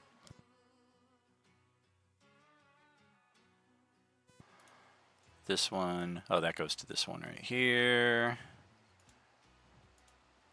Same thing there, another open drawer. Some of the beds, I think one of the beds is meant to have a ghost in it. Might be that one over there. Pretty sure this is just another... Yeah. Another interaction with that. Yep, same thing here. You can open the drawers attached to the bed. Just some extra details on this map we didn't necessarily take advantage of. Here's the ghost one right here. So if somebody were to have stayed in this bed, eventually they wake up in the middle of the night. And then I think same thing with this one. Yeah, it's the south beds that have a haunting effect to them. This one kind of looks like it does too. But we did not spend enough time in long rest before the hundreds of Tremaxon that we had left behind in the sealed passage earlier made their way through. They did not use the portal the same way you guys did, but rather being subterranean of their own nature and able to navigate some of the hidden passageways between. Keep in mind that those worms already have opened up numerous passageways that we don't see off of the map. So it came to be that just suddenly from this corridor, here comes 100 plus of those Tremaxon fighting their way up to the party. They fought with them. They killed dozens of them, but they still nevertheless continued to flee, making their way up here. Hey, look, there's the energy fairy returned from a different point, though. I can't remember. I think no, we did not. I don't think we discovered this little hidden path right here in this room. But you can see my little arrow connecting it right there. And I did not populate this room. This was going to be more of a one of those random treasure hoards rolled on the spot if your characters had discovered this area.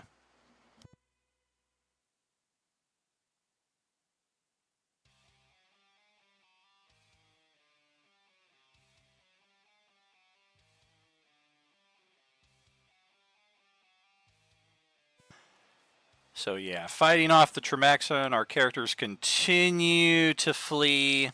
And yeah, here are some of their tokens on this map. Didn't delete all of them, but these are what we were using for the Tremaxon. This is a pretty cool map, I thought. This series of maps in general, because they're not all top-down. I like top-down. It's the easiest to navigate. It's traditional D&D. But occasionally something like this is pretty cool. And here we had another of those puzzle doors that we had to solve, while at the same time fighting off the Tremaxon who were coming out of all of these little holes here, these little tunnels. And as I recall, pretty quick affair in that respect before we have our final encounter with the Tremaxon here. They continue to pursue us. And they didn't necessarily all die in these rooms. This is just where I moved their bodies to get them out of the way. And there are some who survived, but not many. And those who did opted to keep what life they had. But yeah, we've got a pretty spacious river here. This one right here, I believe, started off as an intact bridge, but it broke once somebody put sufficient weight on it, or perhaps just the tumultuous motion of the lava river caused it to break. But we had this encounter here before... what...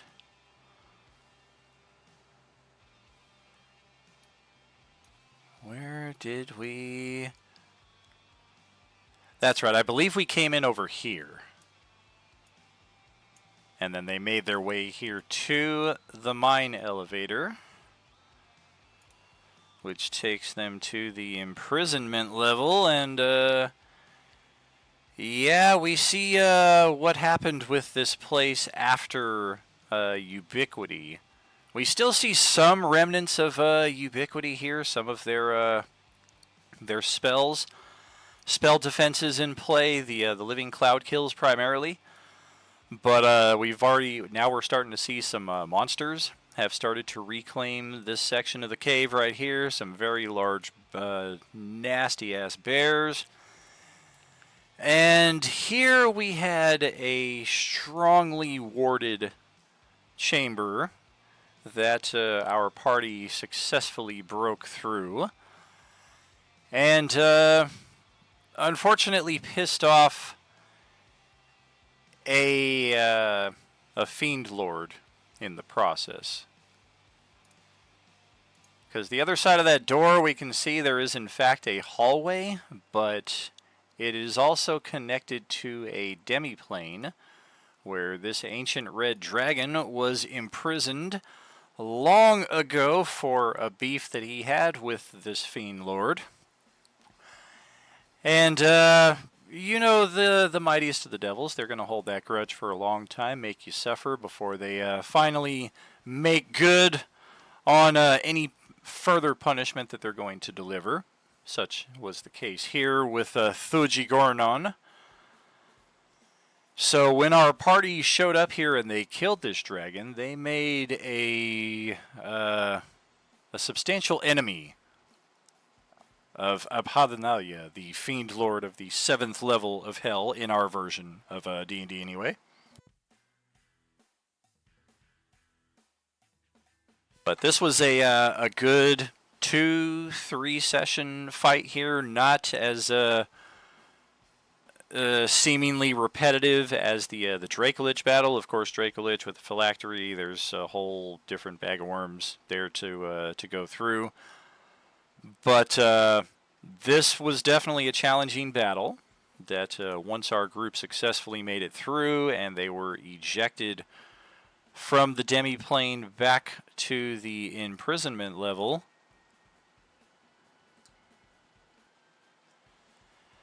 oh boy, was there some loot. And loot, loot, loot. Yes, indeed.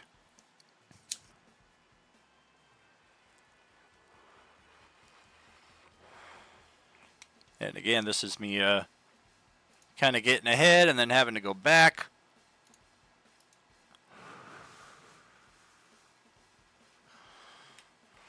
Once the characters defeated the last of the Tremaxon, they came back up to this level, largely through some prodding from myself, because I kept reminding them that there were sections that they had not explored, and I kept asking them, is anybody concerned about what happened to the energy fairy? So finally they came back in through here. Ricari relieved himself at this commode. We navigated some magical traps right here. I believe there was like a disintegration effect present here. But once all was said and done, I do believe in this room we were reunited with our fairy companion, which is why on the way out of here for the final time we have the fairy companion back in the chasm. No, we didn't do that. We just kind of hand waved that. Probably same thing with the lava river, but by the time we're here, back into the full meaty part of the dungeon, we do have our energy fairy in our company. And oh boy, oh boy, oh boy, were there some treasures to be found here. Some cool stuffs indeed.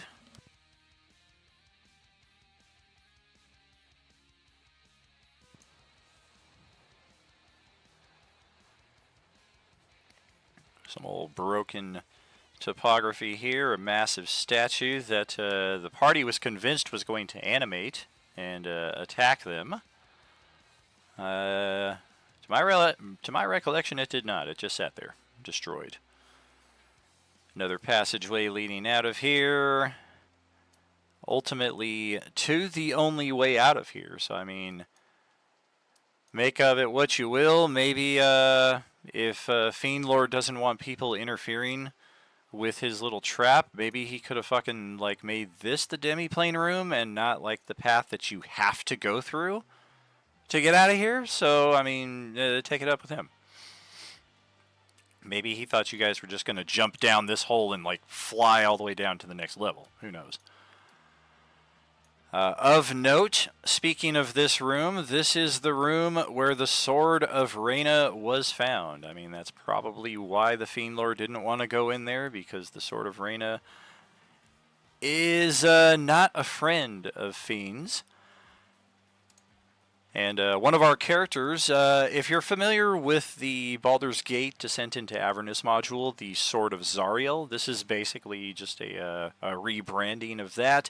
A couple different tweaks here and there, but by and large the same overall premise in that if your character accepts the blade also has to accept your character, and it will also transform your character into an angelic, idealized version of the existing character that you're playing.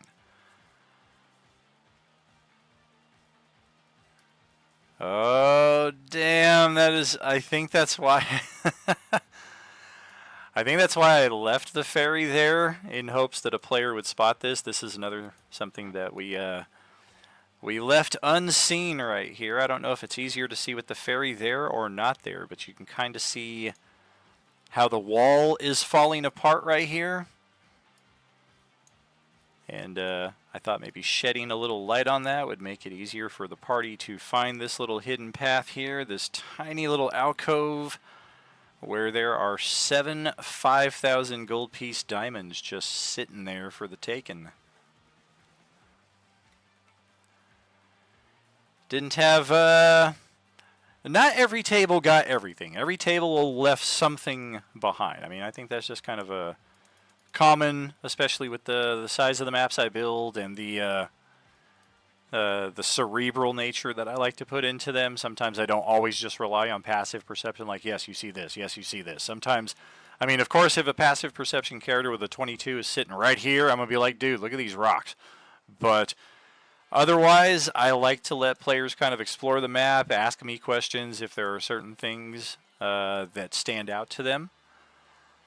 Otherwise, continuing, you can see how this took 20 plus sessions. I mean, this is 5 maps already, and they're much larger and much more detailed than any of the maps that Monday or Tuesday did.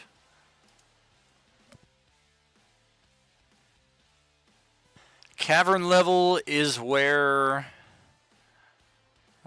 we saw the immediate effect from having thwarted Padanalia's little trap with his dragon. Some of the treasure in that hoard were in fact gilded devils. They can disguise themselves as treasure and jump at you at the least opportune moments, i.e. when you're all single file and just walking down this narrow little path here. In a similar note, we had a treasure chest here that also had like some gem themed devils that were likewise disguised, but it looks like I've removed those tokens from the map. And then here's where shit got crazy. We made our way into here, and we've got one path leading south, one path leading north. If we go north, it might be a much different game. We went south, though. Understandably why, considering that if one character would have stepped out a few, they say the path just keeps winding. If some character steps out a couple steps here, they say it opens to another chamber. And no sooner had somebody stepped out into that chamber before they saw a pit fiend, accompanied by... Oh yeah, here was the support that I meant to bring in that I opted not to, but still sitting there. There's the Araignées right there. But yes, Pit Fiend and Araignées right here. And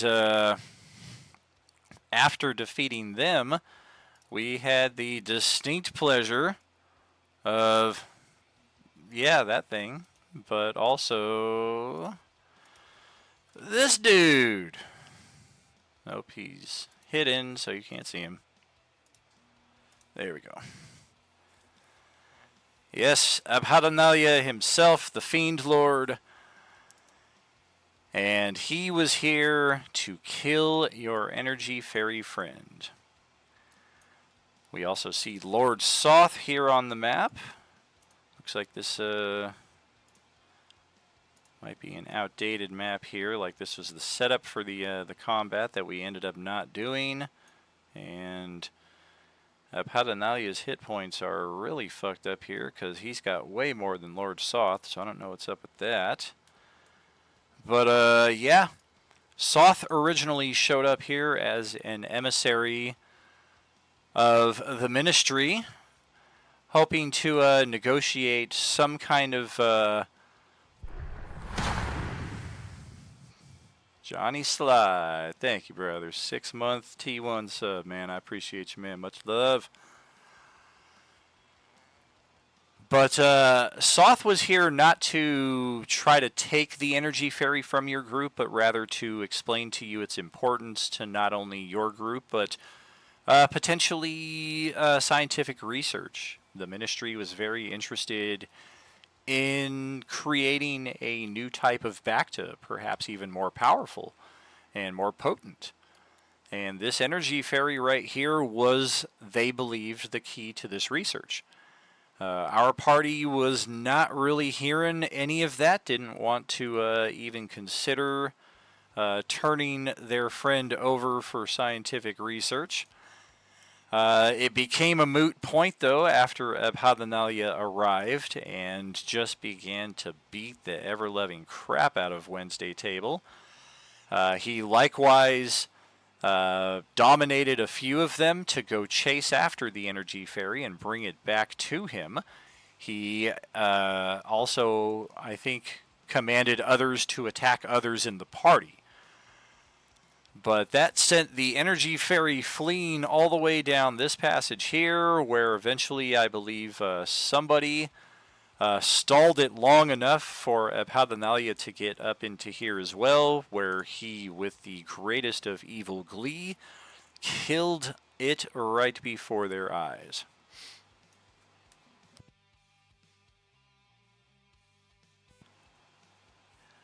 We follow this passage just a bit further here, and there's a pool of water with a couple swarms of wasps.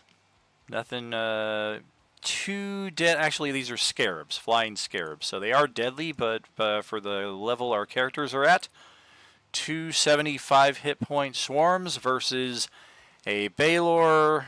I'm sorry, not a Baylor. A Pit Fiend and Aranya's.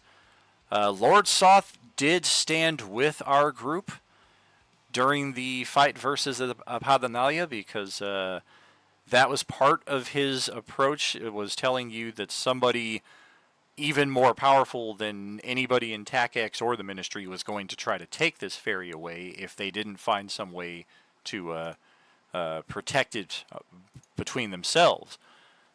Protect being used loosely, of course.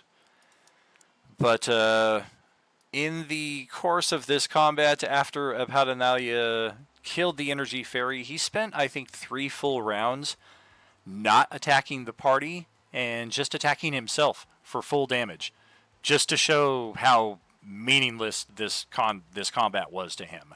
Like, I can kill all of you, I can slice myself up even worse than you can hurt me, and it's just all part of his diabolical nature. After all is said and done, we have lost our energy fairy friend.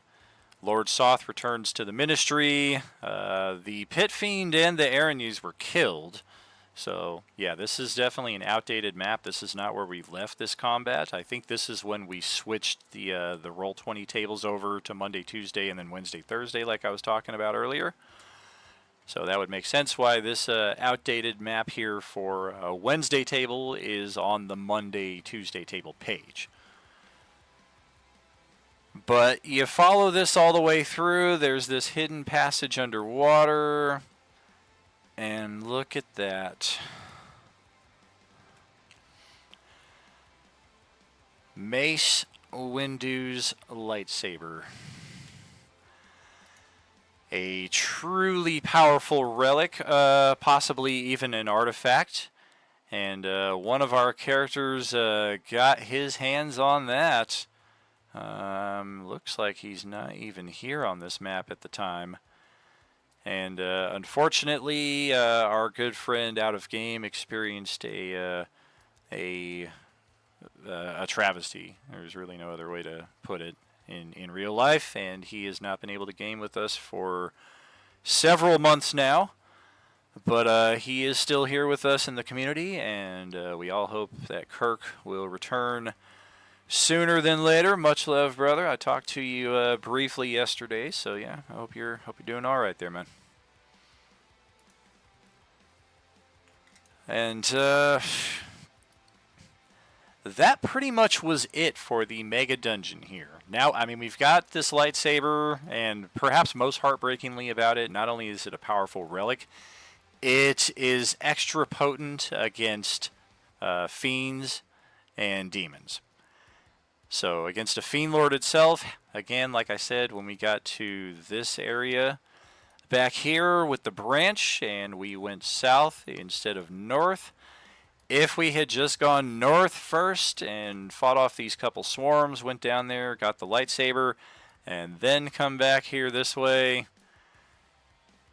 might be a much different battle. Definitely, yeah, the party doesn't have it. I mean, not all items that come in are always going to stay in. The Sword of Reyna I made the exception for, but it was kind of a one or the other in this respect, and hopefully it's not the last we see of the lightsaber here. Adding the diabolical nature here, of course, the prismatic wall preventing any players from escaping tantalizingly close to daylight, which they've not seen for 20 sessions at this point. And this is where I was like, yeah, I doubt that we actually went out here. I have two versions of it. Yeah, we never made it. If anything, I brought the map over here and was like, look, it's outside. And you guys call for your ship, and you make it back to the Judicial, and that is that. So Wednesday crew, they spent more than half of their total playtime so far among those 7 maps right there. Monday crew, they split their time between this quest for the weather control device and shutting it down, restoring the natural order to this world. No two ways about it, the botched mission to rescue Krista Starr from the evil Ubiquity cultists who sacrificed her ultimately because we had to talk to the Colonel. One last look at our little freeway chase here. What could have been, what may be in the future at a different tabletop. Just such a cool effect. I dig it. So that is Monday, Tuesday, and Wednesday, and to a degree Thursday. Do we have that map here, or do I have to go back?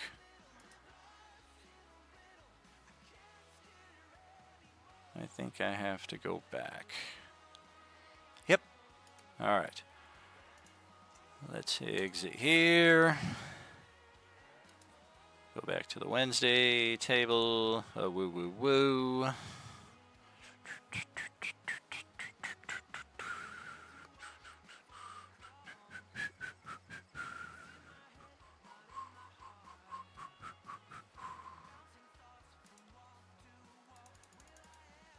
What do we have? Oh yeah, this was what we checked out last time. Outside, Ultra Dracolich. Here's where it all ended. Picking back up with a Tuesday table here, and also touching a bit on Thursday table. Yeah, this isn't even the whole map. This is the wrong map. Outside. It might be this copy. Yep. There we go. This is the whole setup right here. The destroyed Ultra Dracolich.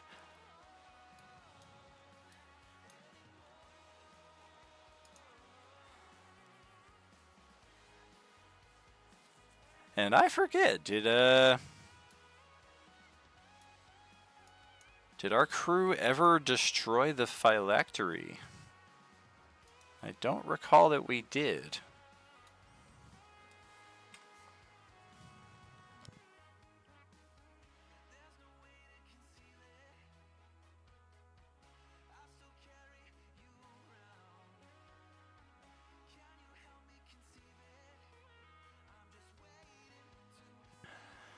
That's right.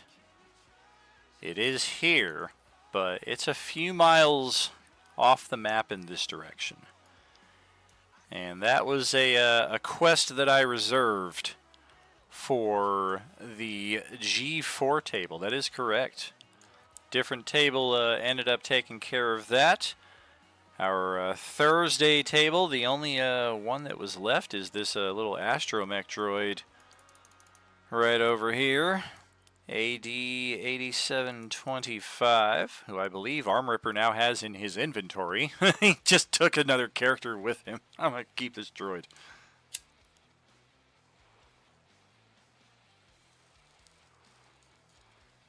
But yes, almost assuredly, the Dracolich Aterian would have returned. If not for the intervention of G4, they were assisted by a fairy version of IG Aurelie. We have encountered, I think, close to 10 versions of her now at this point.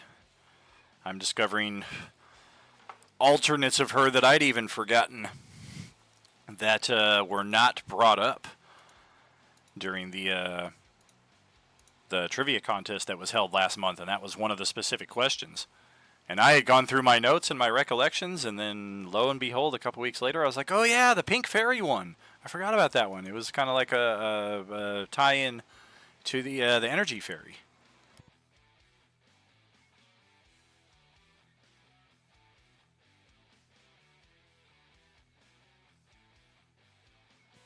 But yeah, it is here that we finally put a close to the Ultra Dracolich side of our story.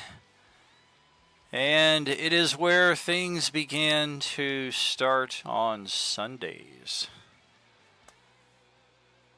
Role-playing Unlimited really comes into its own at this point in time. Once we add the Sunday tables, initially there were 4 Sunday tables. We weaned that down to 3 after the Sunday nights were tricky to handle there for people's schedules. So I just combined what we had of the 2 different Sunday night tables into one Sunday night table, and even that's kind of hard to schedule still. But I think almost... Oh, this is the wrong crew. Here we go. So yeah, this is our character lineup here for Sunday G1. And their adventures began rather straightforward. Yes, indeed, Aldwin. Aldwin in the house. G1 is... Here we go, the Guild Hall. And I think I cleaned all this up. Oh, wow. It's like all cleaned up. How about this one? That's the wrong one. Huh. I guess it was this one.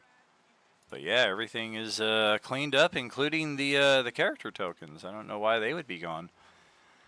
But this is a map that we spent many sessions at.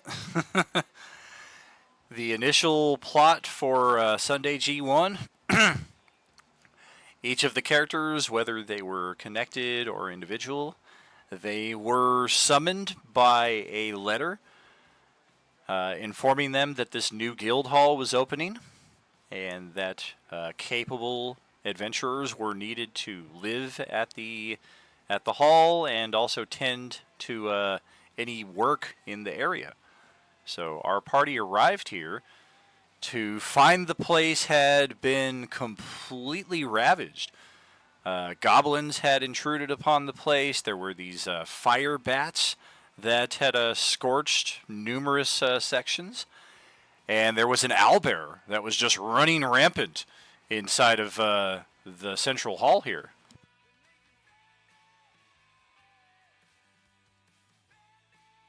And our party, I think with the exception of one player, uh, maybe two, had not played D&D before. So we started off very, very slow, doing a lot of introduction to system mechanics, getting into kind of what character archetypes they wanted to portray, while at the same time trying to finish off all these goblins, the fire bats, and of course, with the D&D movie having recently been released at this time, everybody was gaga over this owlbear, and they all did their best to protect it, befriend it.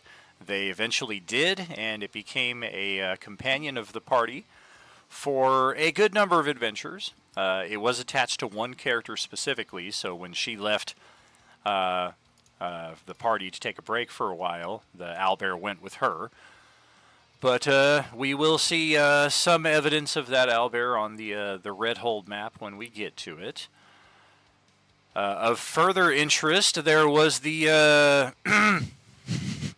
the infamous flesh carpet set out here in this this open garden area, a necromantic experiment by a druid of all things, a druid who happened to be one of many variants of IG. She was not upset with the characters for having disturbed her flesh carpet. When the characters interacted with it, it spawned these plague zombies that attached leeches to them when they would get hit, and those leeches would further drain their hit points every round. So it was a really, really nasty combat there for starting level characters. But one of our characters, played by Sarah, was very, very interested in this flesh carpet here. And she and Mandy Sue alike, they were both very persistent in asking IG, what is this? What is the purpose of this experiment? Why did these zombies come out of it? Is there some way we can learn this? Can we make use of it? Which was certainly not anything I expected when I put in what was basically just meant to be a zombie trap, is how I looked at it when I first brought it in. I was like, yeah, it'll be a cool little weird surface out there that when they investigate, it'll spring another encounter. I mean, because that's what it's all about. Just keep the action rolling. Faster and more intense. But this is where we get our first look at the Mistress IG Aurelie, as after some discussion and persuasion checks, the party has convinced the druid IG to impart some knowledge. Maybe not magical knowledge, but some of what she knows. And we barely scratched the surface of that before the Mistress IG Aurelie appears out of nowhere through a portal, eyes her druidic counterpart, kills her with a word. The word or words were part of a wish spell. And then the druid, of course, falls dead. Actually, I believe she was just erased from existence entirely. There was no body to even try to resurrect, or, knowing G1, try to loot. But that left the party in a stare down with the mistress for a moment before she too vanished right out the portal from whence she came. And it was at that point that our party, it was actually a bit before that, but over here in the outhouse, the party met a hippie gnome who was getting down with some 420. And unfortunately, he met his end by one of the plague zombies out here very quickly after they met him. But they did engage in dialogue with him long enough to realize that the reason they had been invited here was that inside of this treasure room right here, there is a tablet mounted to the wall that when the proper incantations are read, this guild hall can exist on Enomir's moon of Isilia at a predetermined location. So it's like a teleporting house, essentially. And the party was told that there was need for them on the moon of Isilia. So after a bit more role-playing, that is exactly where they found themselves. Much of this map shaded from their view. We did catch a little bit of it for Tuesday night. But this is where we have made our home here in G1 ever since. We began over here at Bleak Rock, which also has its own map. Township of Bleak Rock, population 14. Oh wait, that's Tremors. Very, very Old West location here, and our first little glimpse. You'll see him hiding everywhere on like every map. Eventually, we get there. There's always a fucking nihilist just chilling out somewhere. Because once the foreshadowing came in, it started to plug into all of our characters, whether they were part of the foreshadowing or not. His presence was manifest enough that every powerful character who would eventually come to engage him in the future all began to get a premonition. Yes, indeed, this is where we met Aldwin's character. We spent a bit of time here at Bleak Rock. Mostly RP, but we did do some mercantile as well. And this is where Sarah's character wandered into the cemetery and met up with Zastam, who became her warlock patron. And then she was gone for a number of sessions, brought in a new character almost immediately to replace that, right over here. In fact, the good old pot-smoking turtle Belial. And this is also when we got our two new friends right here, Aldwin and Ansel. They both came in together out of the mercantile. Saw some interesting goings-on over here at the cemetery and linked up with our party for the trip into the Red Hold, where we proceeded to spend the next many, many, many sessions.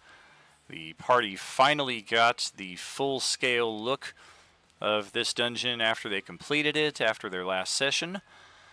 This has been a long time coming. Some of the monsters, some of the items to be found within, adjusted, of course, by the purpose of the party that are here. But this map has existed since 2019. I built this map piecemeal with a bunch of different parts. It's definitely one of the larger maps that any of our tables have gone through. It was not always meant to be a forge. That was a detail that was added in specifically for this part of the campaign. So all of these add a red gem, that stuff was added in for this particular section. But we began here. There were, I believe they were called Ember Squirrels inside of this first section. In addition to one monster survived the party's trek through here. One of the cobble swarms, they're called. Essentially, they are like mimics, but they're floor. So you could just be walking, and all of a sudden the floor just starts coming alive under you, threatens to knock you over. I made it a little extra nasty by having these hidden pit traps, and then the things would like erupt next to you, knock you over, and then like push you into the pit. And because you were prone, you were at disadvantage on your save.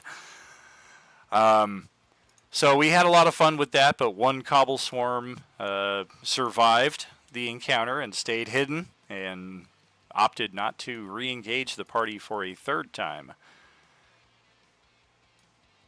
That Cobblestone is contemplating life, right? It's also waiting for a long rest. It's got like 6 hit points left, it looks like. All the little decorations here for what treasure can be found in what section. This is definitely one of the more detailed maps that I've had, but I've also had it in my collection for a long time. For Justin and other longtime members of Roleplaying Unlimited, we were going to make the Isilia campaign using the Final Fantasy 3rd or 4th edition rule set, which I believe only exists online. There are no physical copies of it. It is wildly complex. It's one that I actually went to the lengths. 3rd edition, yeah. I went to the lengths of actually getting it printed out because I was that determined that we were going to play all this. I mean, this is a very, very in-depth set of rules. And that was kind of how I wanted to differentiate Isilia from Enemir. Can it evolve into Cobblefloor? Right? Yes, it can. So this map was built specifically with the Final Fantasy campaign system in mind. And eventually, after trying to poke at that for a number of months and not really feeling much interest from the party on that, I began what I call RUT, the Roleplaying Unlimited tabletop system. I'm not going to say it's an abandoned project, but it has likewise been at least 2 years plus since we've touched on it. And the primary focus that I wanted to achieve with it is a simultaneous combat experience. Like, everything is declared at once, everything is resolved at once. It's not a 6-second round that takes 45 minutes to resolve, with each person taking a 5-minute, 1.2 millisecond turn. But the logistics of trying to put all that stuff into a hopper and have it all resolve in a way that really makes sense and isn't too simplified is something I still have trouble with. We played it a bit here and there, and we had some success in some respects with it, but there's definitely some open, gaping holes in the system. But that was intentional, too. I wanted to kind of just create the bare bones of the system, and then as players got more comfortable in game and they were like, well, can I do something like this? Yes, you can. Let's discuss how mechanically that would work, is how I wanted to design the game. But there's a reason playtesting takes a long, long time, I would say. And we scratched the surface of that. And Roleplaying Unlimited could very well be the same 4 or 5 guys right now playtesting that system, as opposed to the open table Coalescence experience that we have now, if I had stuck with this. But nevertheless, this map sat around for a long time in my inventory before finally being dedicated to Sunday G1, so you can believe it was with a lot of glee that I finally dropped some playable tokens into this area and watched you guys wander through, finally discovering the purpose of the forge here with these 2 tomes. Central forge area down here. I believe all monsters have been erased from this map because just the size of the map itself makes it bog. Oh, yep, here's one of the traps that is intact here somehow. Thought we had frozen all of those. I might have accidentally clicked it while I was scrolling through. But yeah, we had many encounters with automatons, with a horde mimic, was in this room right here. They thought they had struck pay dirt and found the best treasure trove to date, only to find out that it was a living creature who had no treasure whatsoever. Here's Mandy Sue's character and our owlbear, so this would be about when she left us. Made it a fair way through the dungeon. I want to say she played at least like 8 or 10 sessions with us. Might be back for another campaign later on down the line. Ball-bearing golems, yep, there were a number of those. There were scroll mummies. Instead of normal wrappings, they were wrapped in magical scrolls that they could cast from to attack their opponents. Yep. It's a very quick recap when you look at it all in one set here, but G1 spent at least 10 sessions running through here, clearing this place out. So definitely a sense of accomplishment, hopefully on the player-based side right there, because it was a lot of fun finally playing this out and seeing it resolve the way it did over here. This is the only section of the map that is intact from as it was. This is where we finished off the red dragon. And Nihilus made his final appearance at one of our tables before the demon dragon trapped him inside of a demiplane.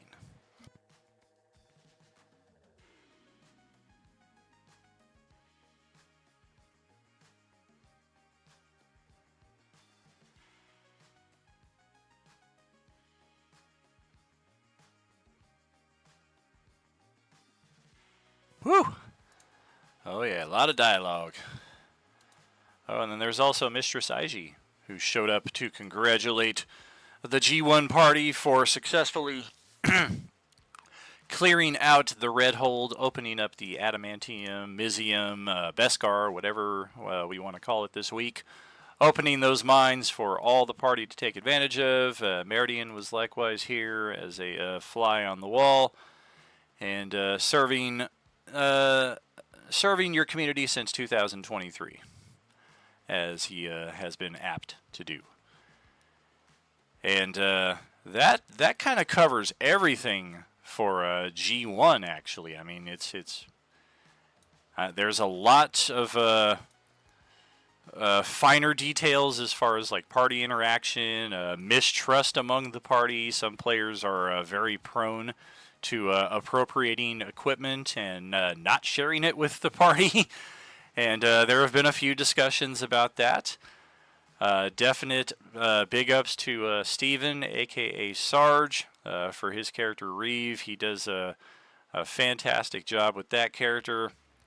Likewise to Johnny Sly here with us in chat. Aldwin has been a fun character to watch here in our Sunday G1 table. I think you were not here a little while ago when Johnzer's name came up and we were talking about his potential foreshadowing in Coalescence episodes 4, 5, and 6 pertaining to a galactic undead invasion, the likes of which have never been seen before. But that is still future parties' problems. That bloodshed weapon seems to be a popular one among our parties. I thought it was a cool one to drop in here, and I think at least 2 other characters have discovered that and purposely bought one of their own. Perhaps the coolest item that has not really seen the light of day. Engelbert took that and stuffed it right into her robes. And, I mean, if you know Dragonlance and you know what an Orb of Dragonkind is, holy shit.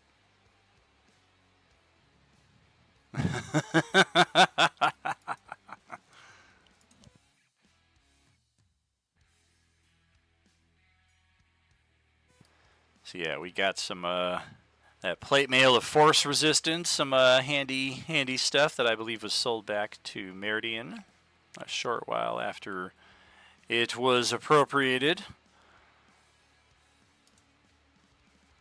But we go over to G3, and they began one Sunday after Sunday G1. with the following lineup that we see here. Of course, this is our current lineup. This is not necessarily what we began with, but it is definitely one of our more interestingly balanced parties.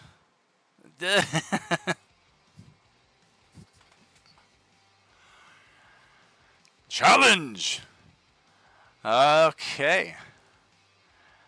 It's one of our more interestingly balanced parties in that it has 4 guys and 4 girls, and that's something I've never experienced before at a tabletop. I mean, usually the average I would say would be 7 guys and 1 girl, if that.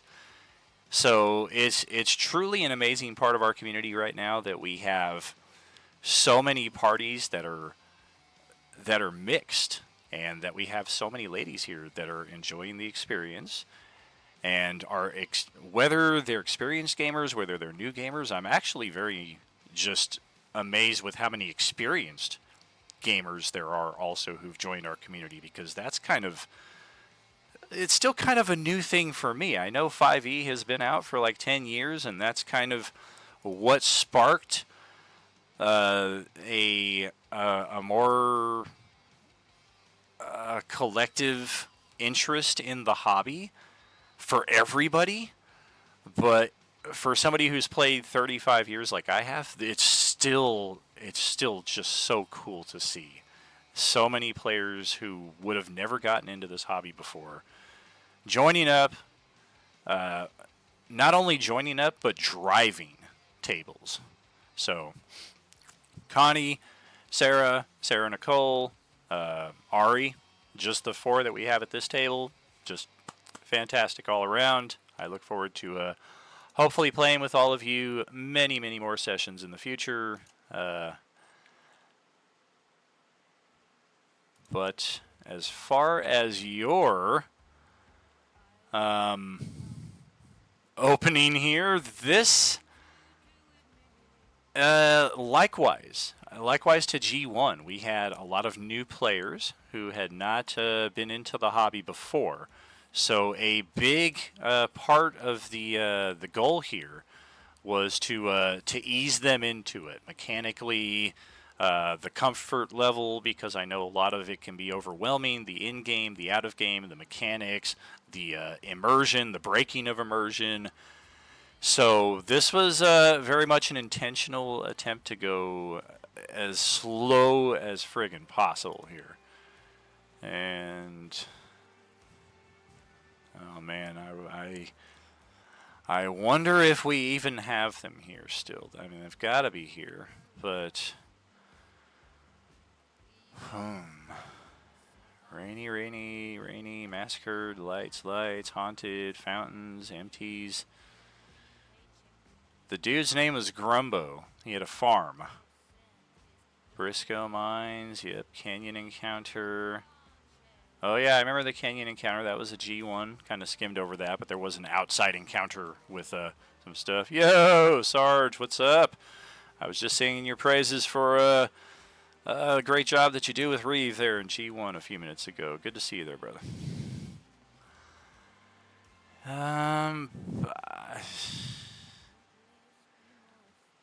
I don't see how it could be. Did I used to have G1, G2, and then G3, G4? Maybe. Let's check it. It's the only thing I can think of.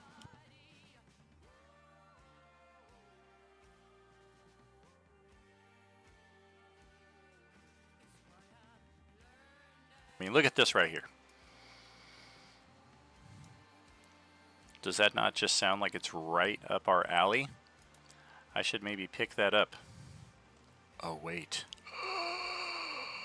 Dun, dun, dun, dun, dun, dun, dun, dun, dun, dun. You didn't miss it. I just told you again, brother, so double love. We have the Vecna Eye of Ruin. Picked that up a few weeks ago. So a little foreshadowing of some of what we might expect to find in our episode 4, 5, and 6. Just like this Chains of Asmodeus, it's an entire module in and of itself, but I'm just kind of hand-picking, cherry-picking pieces of it, if you will, for our Wednesday table, because it fits perfectly. It's an adventure through the 9 hells. It's not to recover an energy fairy that a fiend lord so brutally murdered in front of you, but that's the kind of stuff that you just kind of tweak around, and a lot of cool stuff to be found in there. But we'll cover that when we come back to Wednesday stuff. We're talking Sunday right now. It's got to be, I guess, this one, G24. This used to be G2, G4, hence G24.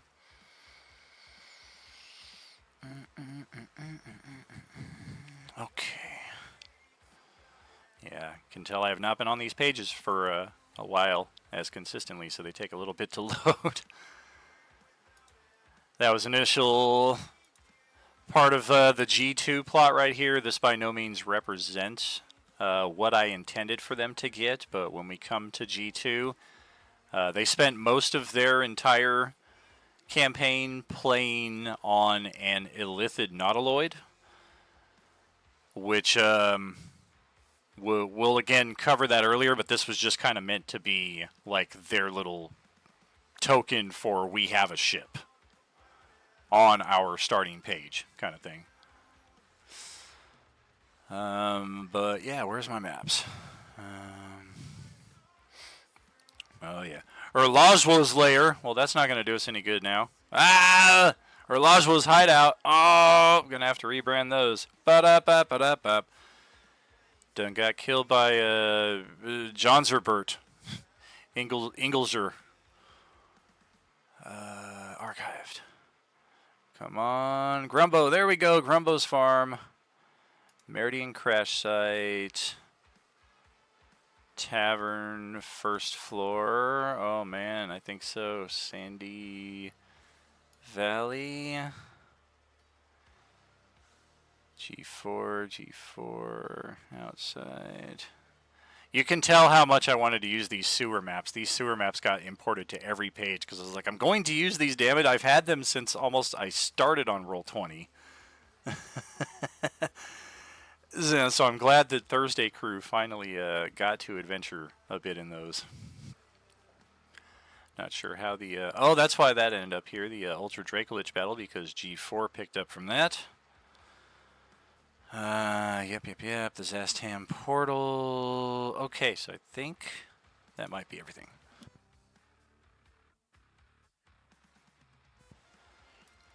Yep, here we are. This was our G3 early stomping grounds.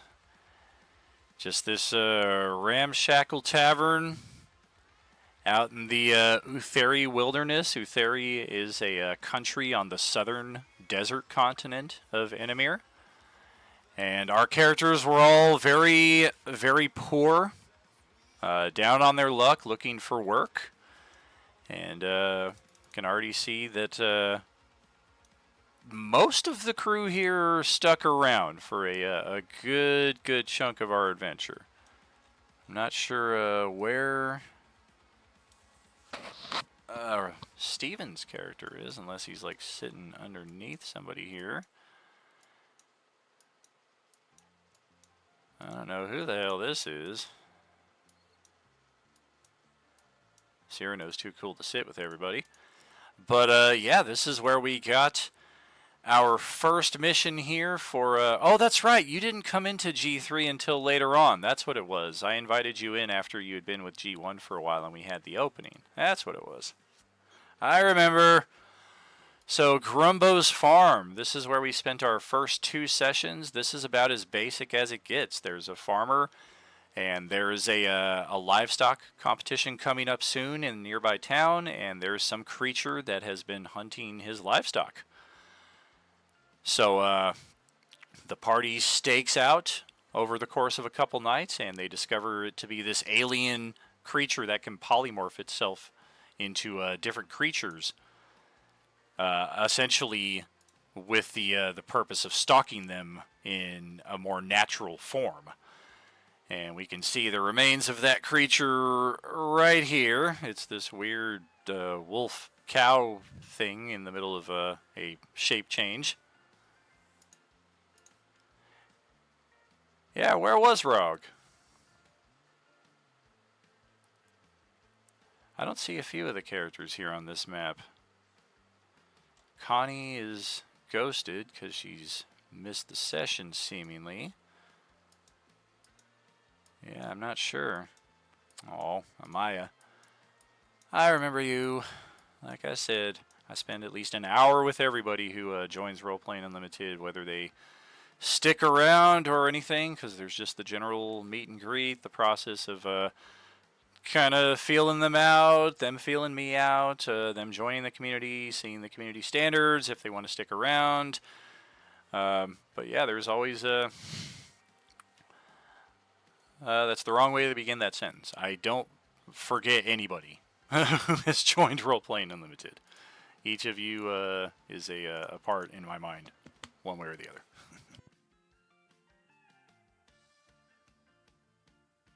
Oh, sheep. That's what, or goats. I was like, what the hell are these things? Yeah, those are the animals after they were let out of the pen.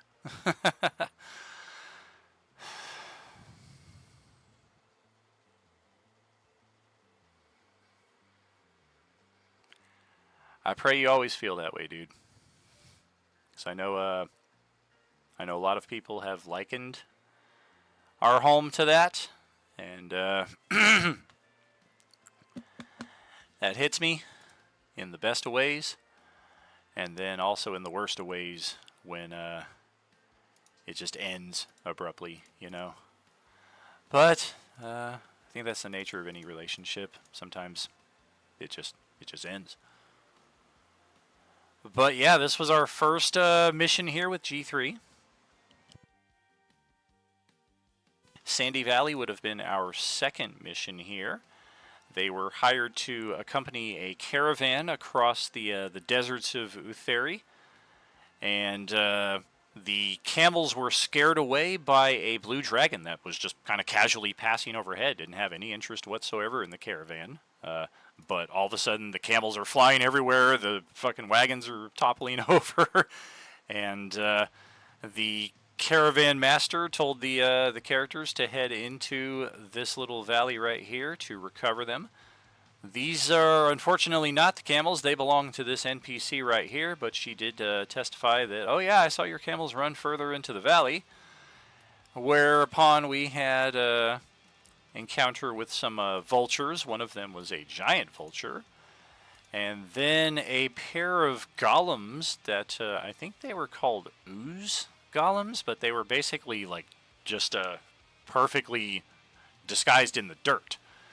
So we can see here the combat. Our characters went through here to rescue our camels from this. We see one camel was killed off, or not killed, but injured to the point of unconsciousness.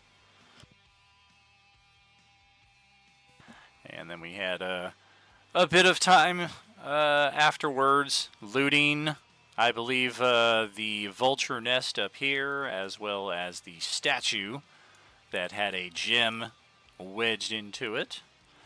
Up there's Bakiaka. Good old Baki.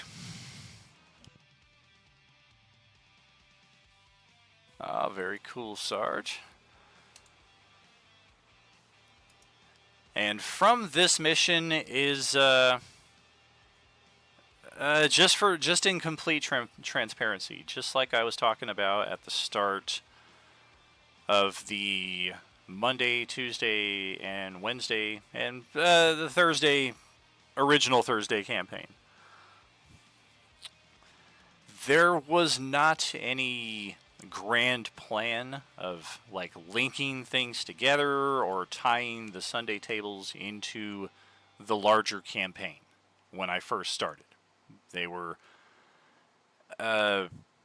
entirely intended to be new players, once again, just like we started off with Monday, Tuesday, Wednesday, but to be its own campaign. And it was after these first two missions, there were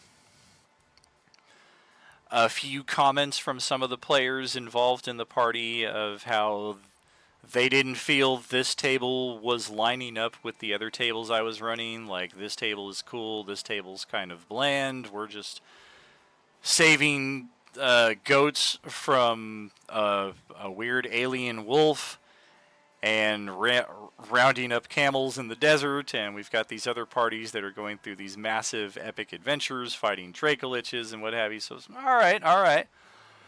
So, with that is where we get to the crash site.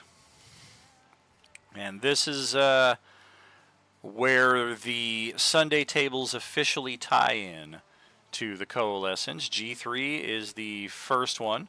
Low-level play is still low-level play, definitely.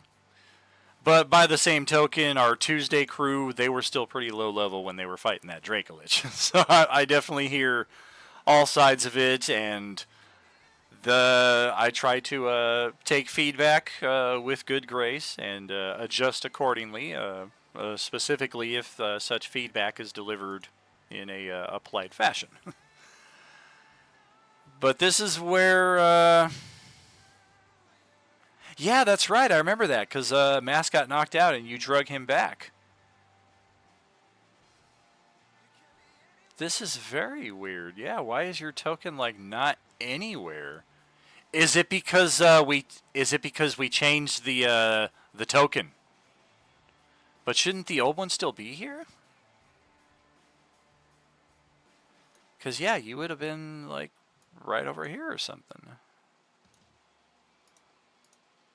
This is bullshit. Oh, and I'm on the wrong map. I can't even bring you over here anyway. That might be why. No, that still doesn't explain it. Yeah, Roll20 is just being weird, but I don't have those character sheets on this table. But I used to, because this used to be the G3, G4 table.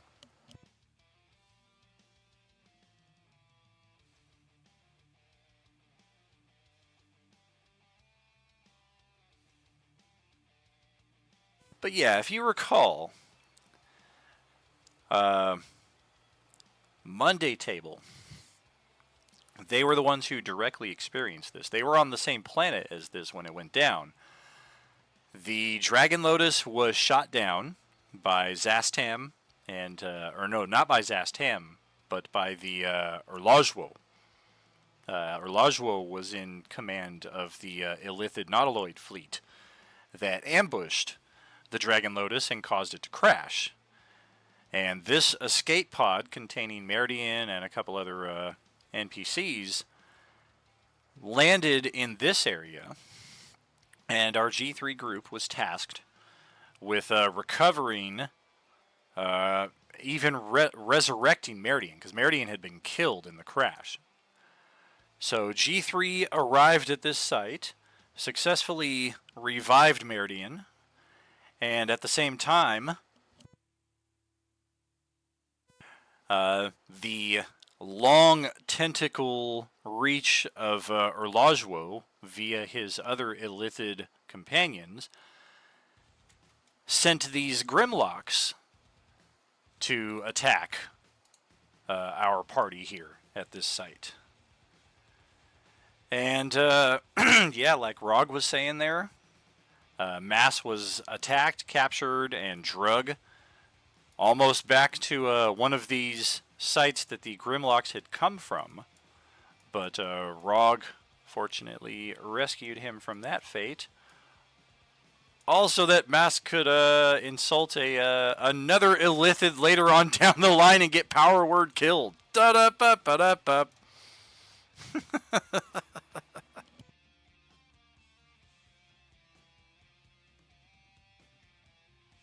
So yeah, this officially ties our G3 party into the Coalescence. G1 kind of had a bit more discreet addition to the Coalescence. It was kind of like while they were traveling from one Wild West town to another, there was a passing mention of a TAC X recruiter, and Reeve was the only one who signed up. It really wasn't until we made it a fair way through the Red Hold that talk of any kind of allegiance came up, and at that point, people started questioning, well, what does this mean? What does this mean? And then people started making decisions along that line, whether it was one side or the other side or no side.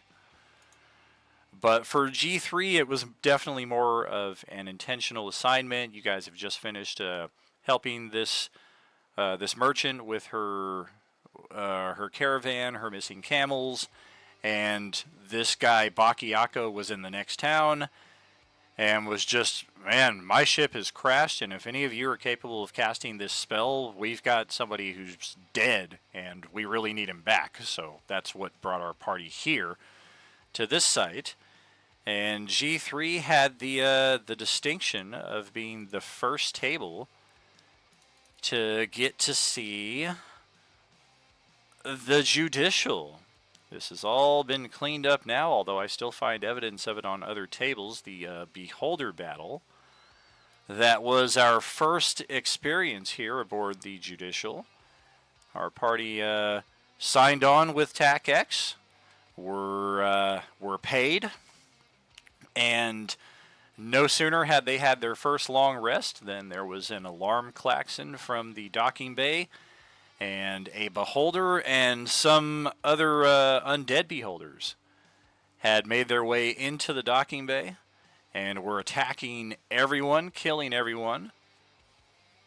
And our party saved the day, effectively. The G3 party, more so than any of the NPC security personnel aboard the ship, prevented that undead beholder outbreak from spreading past the docking bay level. That took us a good few sessions, and after which I believe our next mission was the Migo Station.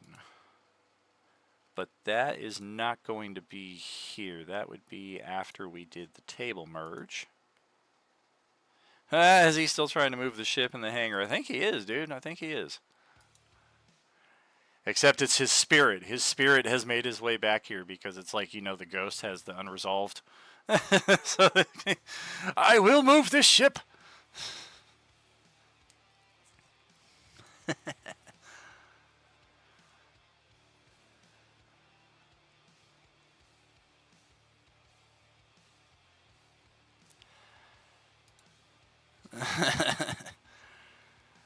Alright, where? Yes, Miko Station. Perfect. Yeah, we are covering some ground here now. Oh, yeah. Yeah, here's where we're going to see some of what we left behind. There was almost something in every room that we did not go into. The only room that any of us went into was the one at the very end, and that was Sarah. Platinum scarf, 500 platinum coins, and the fucking tank itself. Oh, the physical manifestation of Janzor.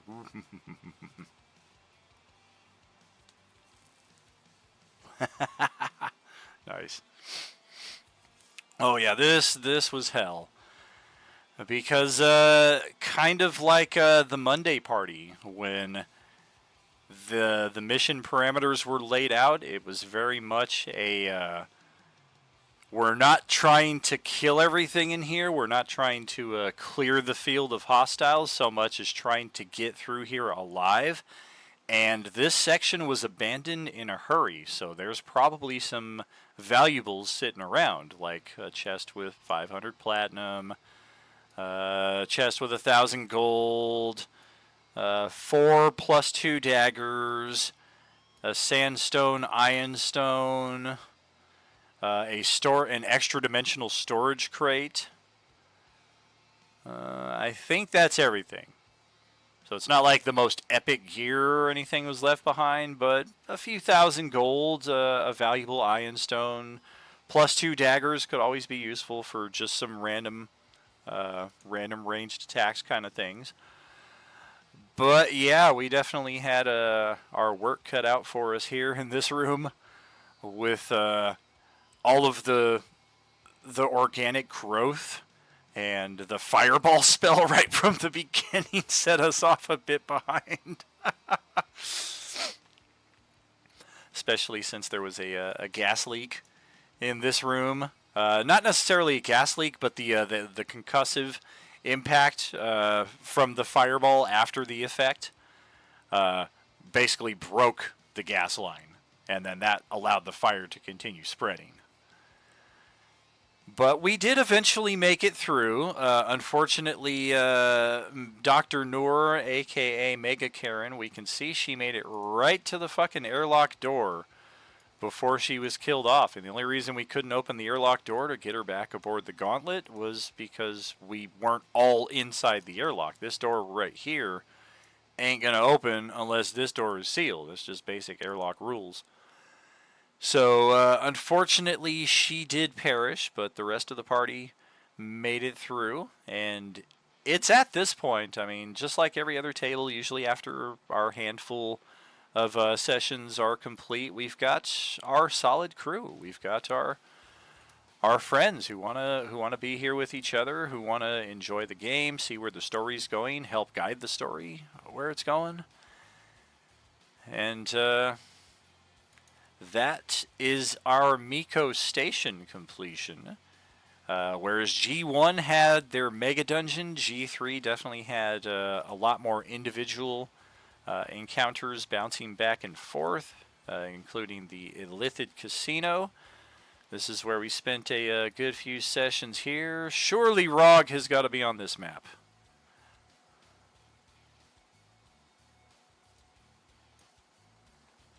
Wow, I don't see him.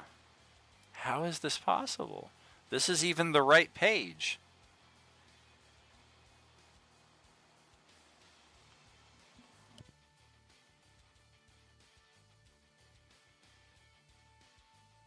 Oh, and you can see all my little notes here. Mating season. We did have a kidnapping over here, but nobody investigated. We had a little secret mission exchange going on right here with the James Bond dude. We got this tiefling here who was looking for action. We did kind of pull on that one.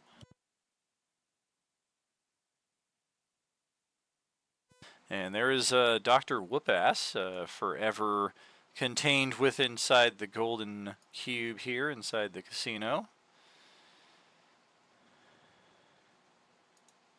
Our Dragonborn are looking to eat somebody. They're looking for somebody.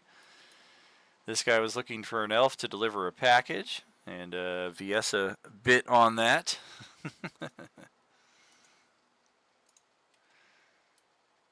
Oh, that's fantastic. Hey, there's good old Cheval all the way over here. Yep, we did have a brief sighting of Count Strahd von Zarevich. That's not something you see every day, especially outside of Barovia.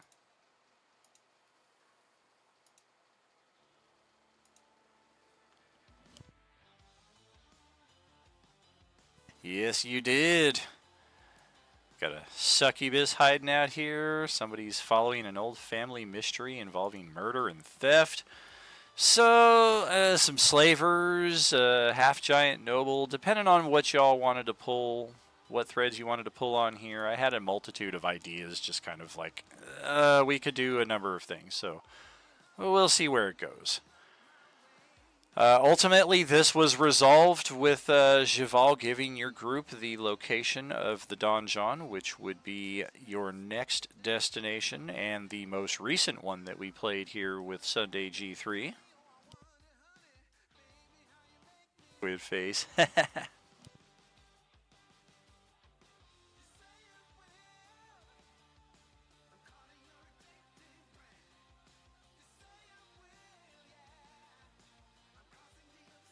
Well, let's look at what could have been. Had we completed the Astral Maze and actually made it into the Sphere of the Donjon, this is the official Book of Many More Things map. Some of it kept the same, some of it customized for our nature. We have here the imprisonment pods, which, as predicted by one of our players, would have been prisoners encased in carbonite. And you can see some of their tokens just kind of here in the backdrop. I know it's zoomed out pretty far. But yeah. Some characters who might have been of use to us, some of them in this area were just commoners. Some bit of lore at one point. There was an Umber Hulk that was imprisoned in here, and it broke itself out even from the carbonite.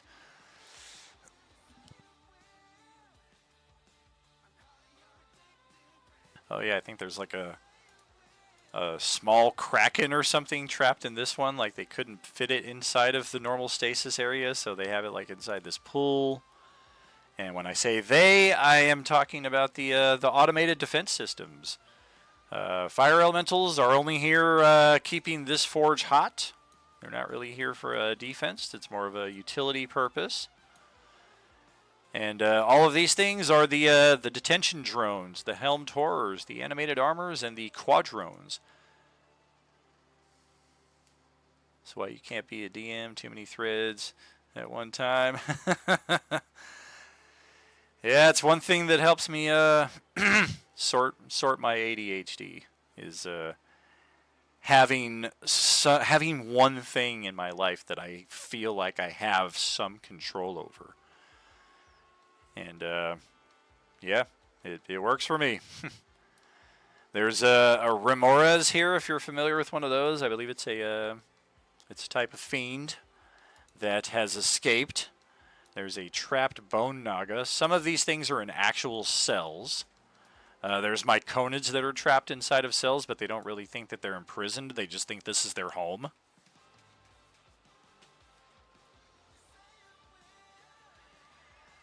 All the drones located in their one section here, and looky who's right there. I mean, there's the Donjon King, and there's Nihilus.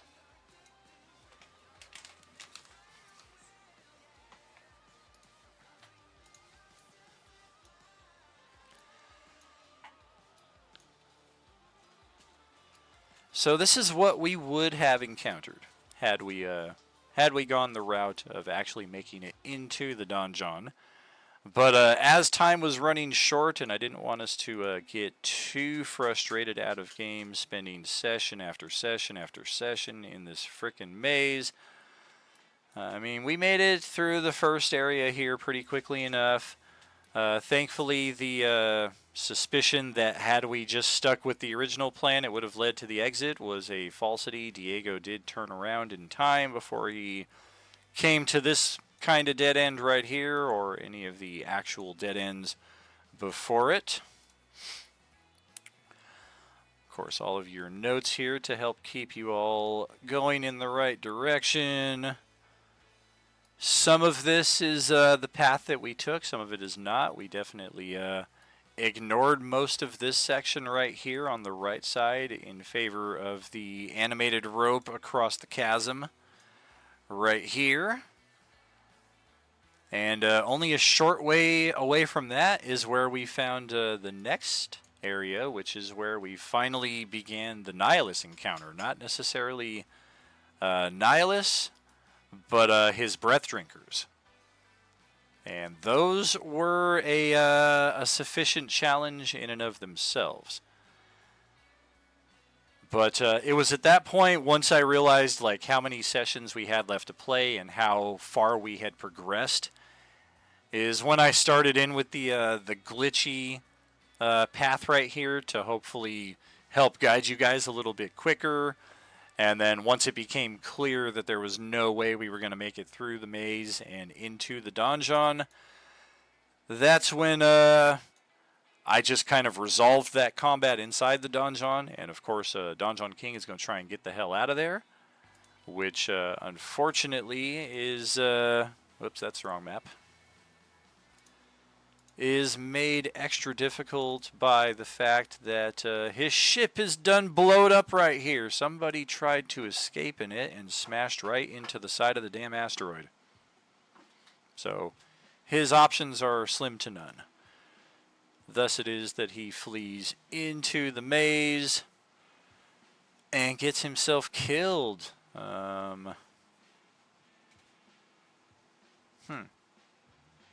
I must have deleted his token, but I believe it was like inside this room?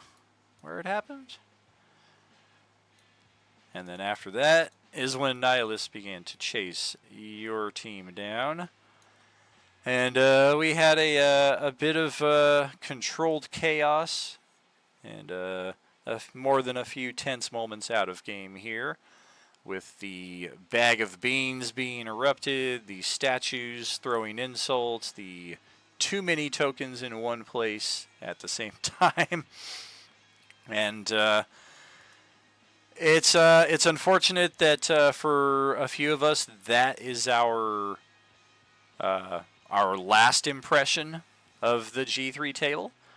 But we've had many amazing sessions before this one. I think the maze was a lot of fun in its own way. I realize the closing moments of the last session were not to everybody's taste, but that's kind of how it goes sometimes. And we will... Hey, look, yeah, Rog is finally here.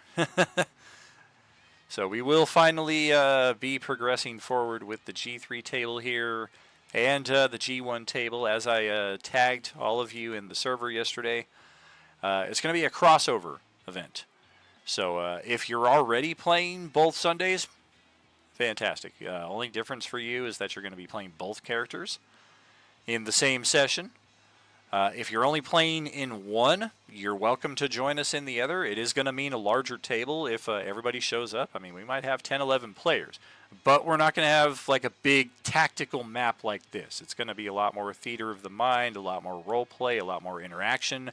So a larger party in that sense will hopefully benefit us more than it will hinder us. But we are all going to be on the same general quest with Sunday G1 and G3 when we do return to it. And speaking of returning to it, it is 2 hours now since my last break, and still feeling like we're going to carry this on a bit longer, so maybe even all the way to the end. I think that's going to be the goal now. We've come this far.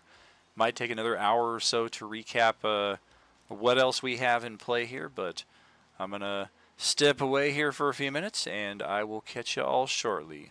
Thank you so much, friends. Feel free to shoot your question. I'll shoot you a text here in response while I step outside and have a smoke. We'll catch you shortly, friends. Are you with us?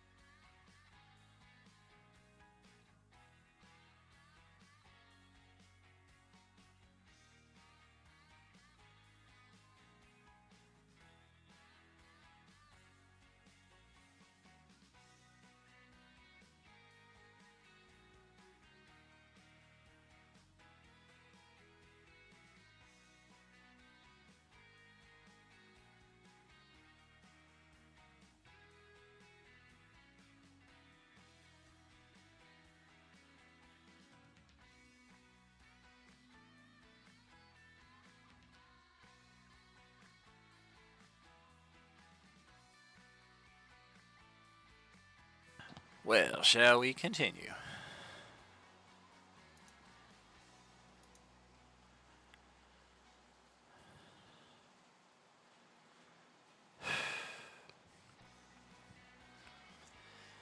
Oh, I don't know. Well, thank you, thank you. Just checking our home base. Seeing if any positive developments. All is stable.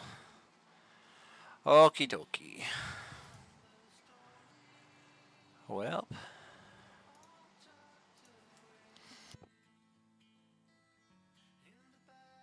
So that's Sunday G1 and Sunday G3. Up next we have G2 and G4.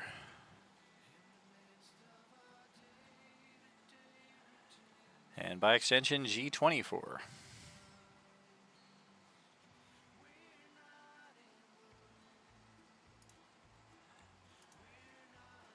Kind of thinking I might run into the same issue here now that I think of it. Oh, wait, maybe not. Yes. Unless they're here.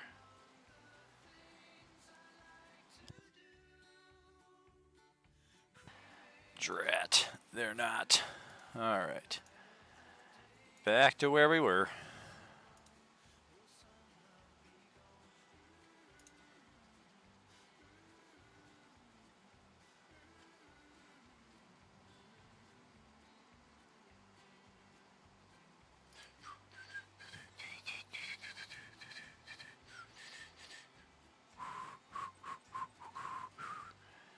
Uh-oh, what's Johnny B doing here? He's lingering, he's lurking.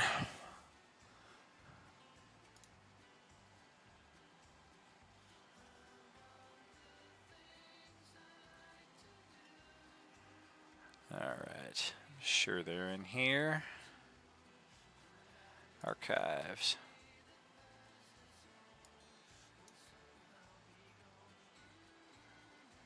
There it is, Archivist Sanctum. Astral Sea.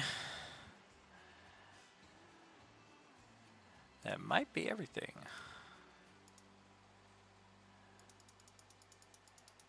Sweet. Yes, alright. So G2.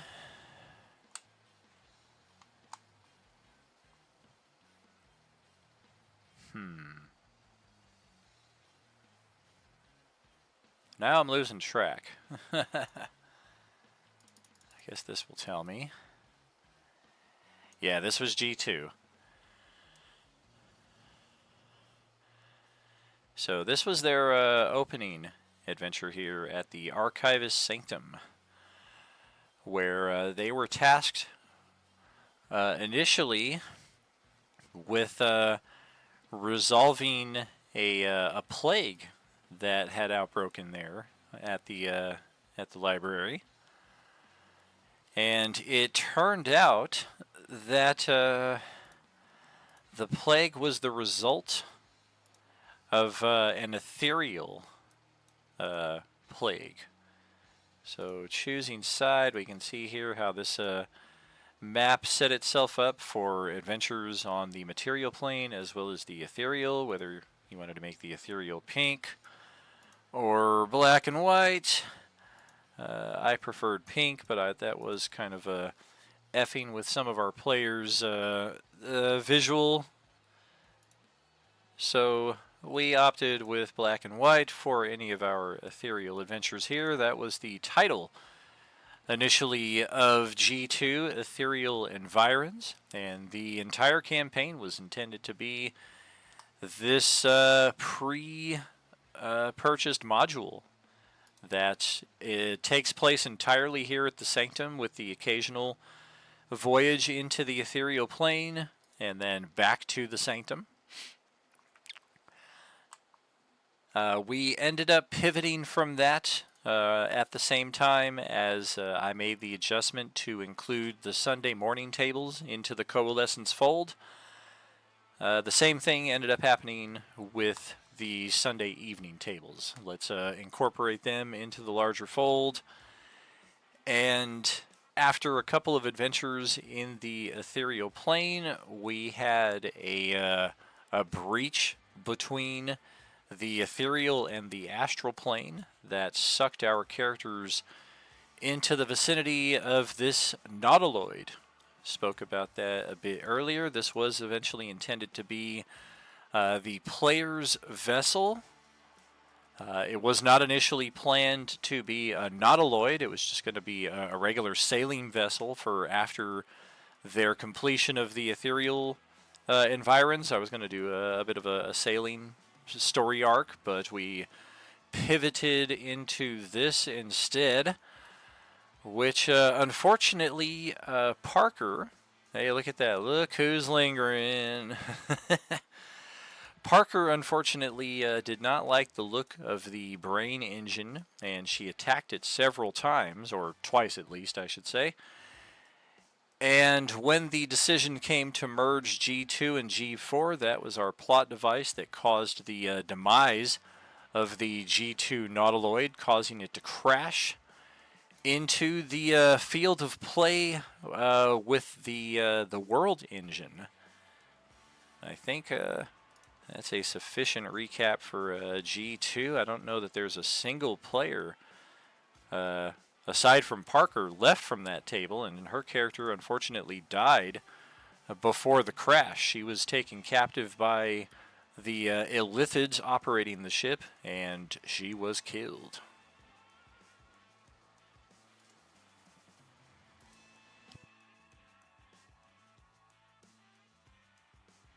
So that gets us back here. Let's see what I have. Oh yeah, this was another unused map here. I doubt it'll see the light of day since the Sphere of Annihilation quest is largely over, but I did buy this dungeon months back that had something that I felt fit the Sphere of Annihilation story angle that we were going for, but when G2 and G4 kind of became defunct, a couple storylines ended up being abandoned, and the G4 ongoing storyline became the primary focus, primarily because more players were still around from G4. Entrance hall. That was it. Yes, the Deep King domain. That's how we began. Right.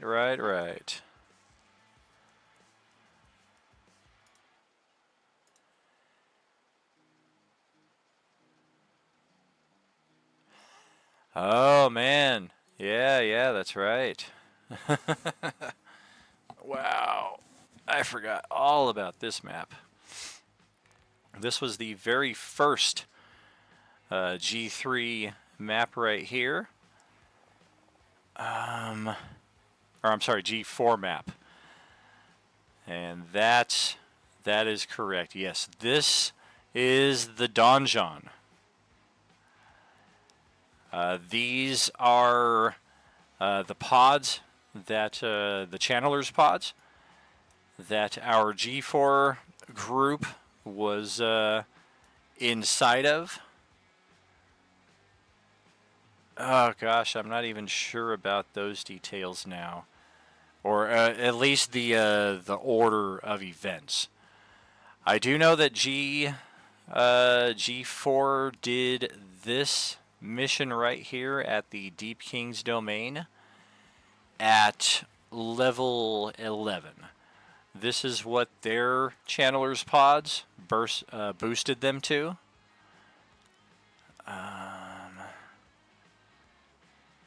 Yeah, that makes sense. Looking at the characters as they are here, they were level 11. We've got another tie-in to the Sphere of Annihilation quest here. But yes, this was the G4 group was tasked to the donjon where the only known channelers pods were located. They were placed into the pods of their own volition, whereupon Once activating the necessary features, they were brought to this place where they were to kill the Dread King. The Dread King apparently had some kind of alliance with Sararak, who our Tuesday crew at this point was in a epic confrontation against. Also of note, the Sphere of Annihilation with the final battle there with Sararak. But our G4 crew opted not to F around with this. They kind of got close to it, rolled a couple checks, and decided, yeah, this is not something we want to be a part of. So after the mission was over, they were actually forcefully ejected from the Channeler's pods when their presence was discovered, largely due to the unintentional arrival of the original Thursday Star Wars What If crew. They were hyperspace jumping from random location to random location, and they ended up at the donjon and crashed into the section of it where the Channeler's pods were. The G4 crew, now back to level 1 and in the real world, hurriedly made their way out of this location, and I forget in what context they were assisted by the fairy version of Aiji, but she is here in that respect, and as I recall, she did help guide them to the YT-2400. That was the ship for the Thursday night crew, and from there is how our group came to be at the, it's got to be, yep. Yeah, we had Thursday, Sunday G4, and Tuesday night crew all at this location at the same time. The only difference is the G4 crew was arriving after this was all over. So they're kind of watching a battle that's already taken place, but they're looking at this as their level 1 characters. And just like, yeah, this is not anything that we want to get involved with. And beyond that, Aiji was guiding them in this direction, telling them that this is not something they need to worry about. Their true objective lies over here. And that leads us to this location, where Zastam was heralding an army of zombies through a portal that resembled a massive crystal.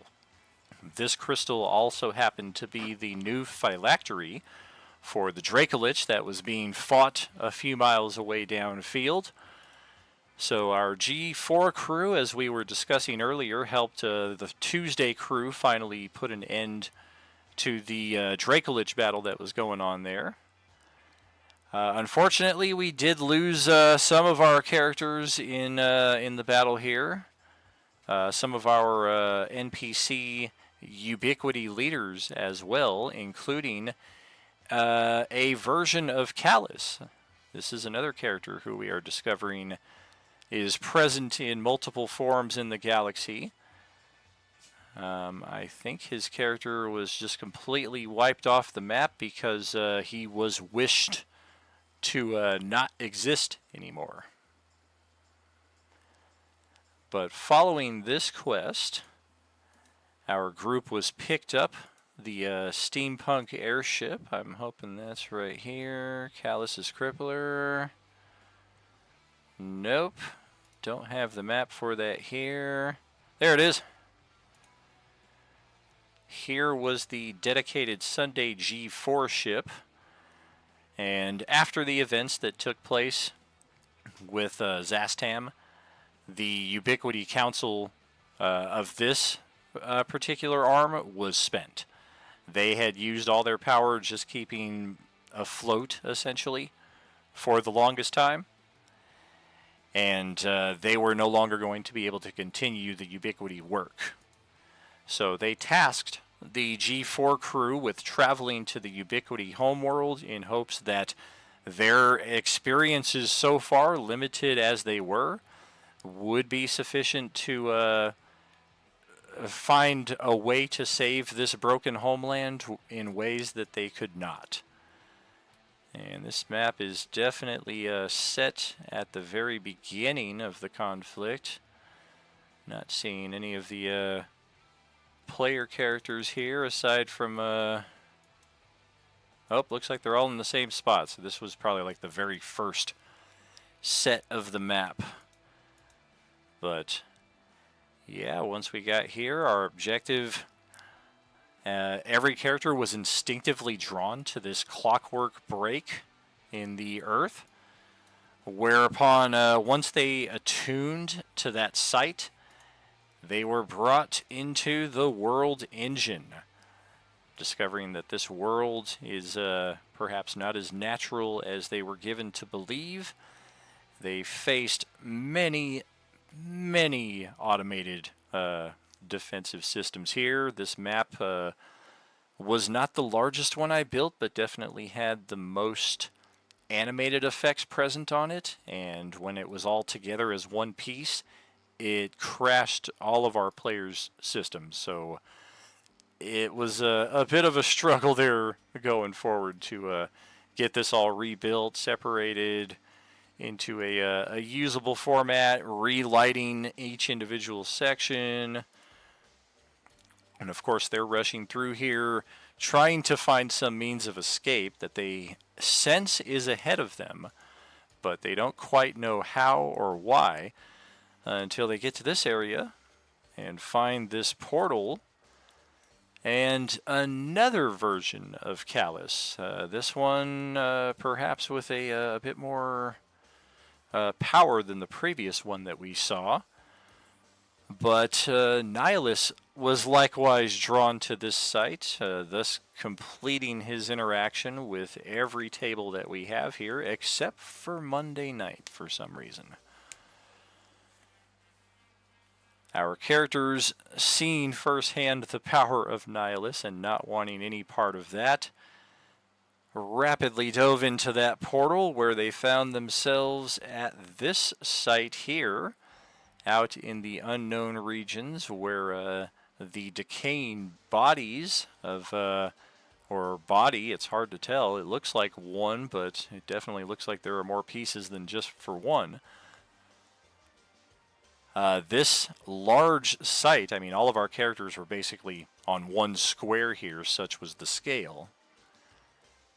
They were picked up by a Core Worlds salvage team and brought back to the Core Worlds, where if you saw what was happening, some of what was happening during our break here in our home base server, G24 now at this point, the survivors of G2 who crashed at that clockwork break, and the survivors of G4 who combined to complete the world engine.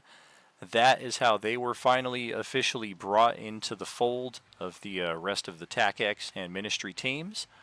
Some of them have not joined, some of them have not been asked to join,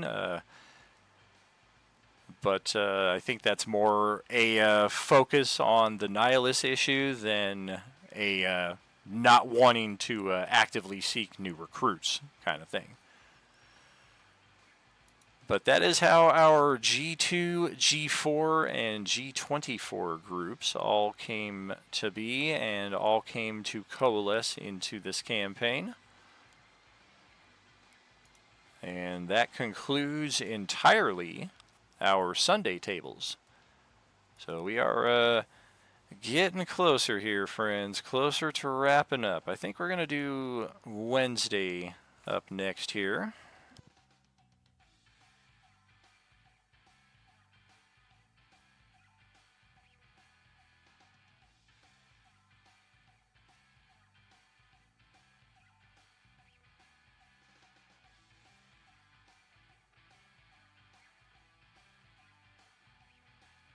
So Wednesday got a different task. Once they were done with their Mega Dungeon. Definitely already did Wednesday. I mean the next section of Wednesday.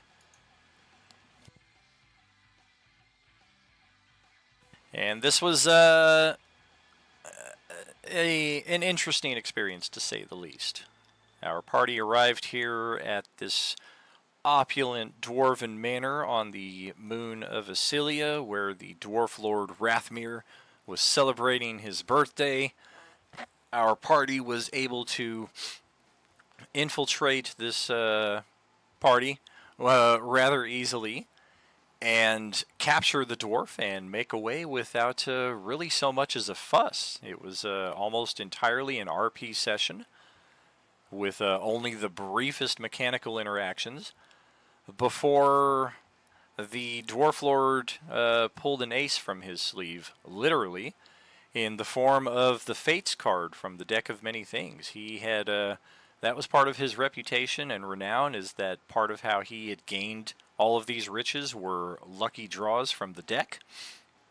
And lo and behold, he had drawn a Fates card some time ago and decided to use its effects now to avoid what had happened to him, combined with a wish that he was also granted from the cards. He simulated a time reversal effect, basically, to give himself a few extra hours to prepare himself accordingly. No longer was there to be a birthday party, but instead a full-fledged defense for the characters who were most definitely here to capture him. So that's why we see a massive battle here with a lot of golems, a lot of drones, and we got very close at one point. We talked about this at great length when the rest of the party had fled and Crumb was in here by himself, and Lord Rathmir was fumbling around with the levers and the dials in here to activate the hidden spiral staircase to the basement level. So close to capturing him and avoiding having to fight all of these things, because most of the party fled and then some of them came back and helped finish everything off, and then with all the drones gone, we took our time looking through the manor before finally discovering the secret passageway right here. Of course, the second floor was also thoroughly explored. This is Rathmir's private chamber where we captured him the first time around, and where I think people naturally assumed he was going to go the second time, but no sign of him anywhere. We had these origami golems who were naturally vulnerable to fire, but pretty nasty offensively. And then here is our spiral staircase with the gas cloud that filled this entire section. I had a further level of deviousness here, as you can see by the crushing wall traps on the other side. Don discovered that the hard way when he figured, I'll just escape the poisonous glass and poisonous gas, teleport to the other side of the portcullis here, and just attack through the bars. And as soon as he did there, the motion sensor started he got crushed, and he was not too happy about that. We also had two of the most lethal varieties of golems here. What is this thing called? The Iron Golem Juggernaut and the Stone Golem Sentinel. Definitely took a bit of time fighting through them. And we also had a... yep, there he is. There's Nihilus. I knew Nihilus had appeared in here at some point. He appeared to attack Rathmir. Rathmir tried to use one of his draws to help him out. I think he started drawing from a different deck, and the deck of many, many things, or deck of many more things, and unfortunately ended up killing himself in the attempt, or at least knocking himself unconscious, to where recovering him was significantly easier. Fortunately, Nihilus had no interest in sticking around to mess around with the rest of the crew. This is all just kind of explained between tables as whatever it is your table is doing at that moment is what's most important to him. And then sometimes that also works in your favor, as sometimes what another table is doing is more important to him. It's not necessarily always clear what order are things happening sequentially. But nevertheless, that is how we kind of tie it all together. And following this, our Wednesday crew was sent into the Nine Hells, where, yes, that will warrant a switch to yet another game page. Vengeance.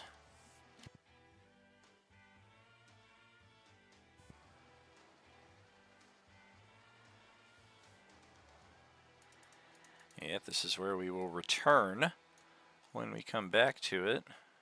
Map is taking a second. Yep, there we go.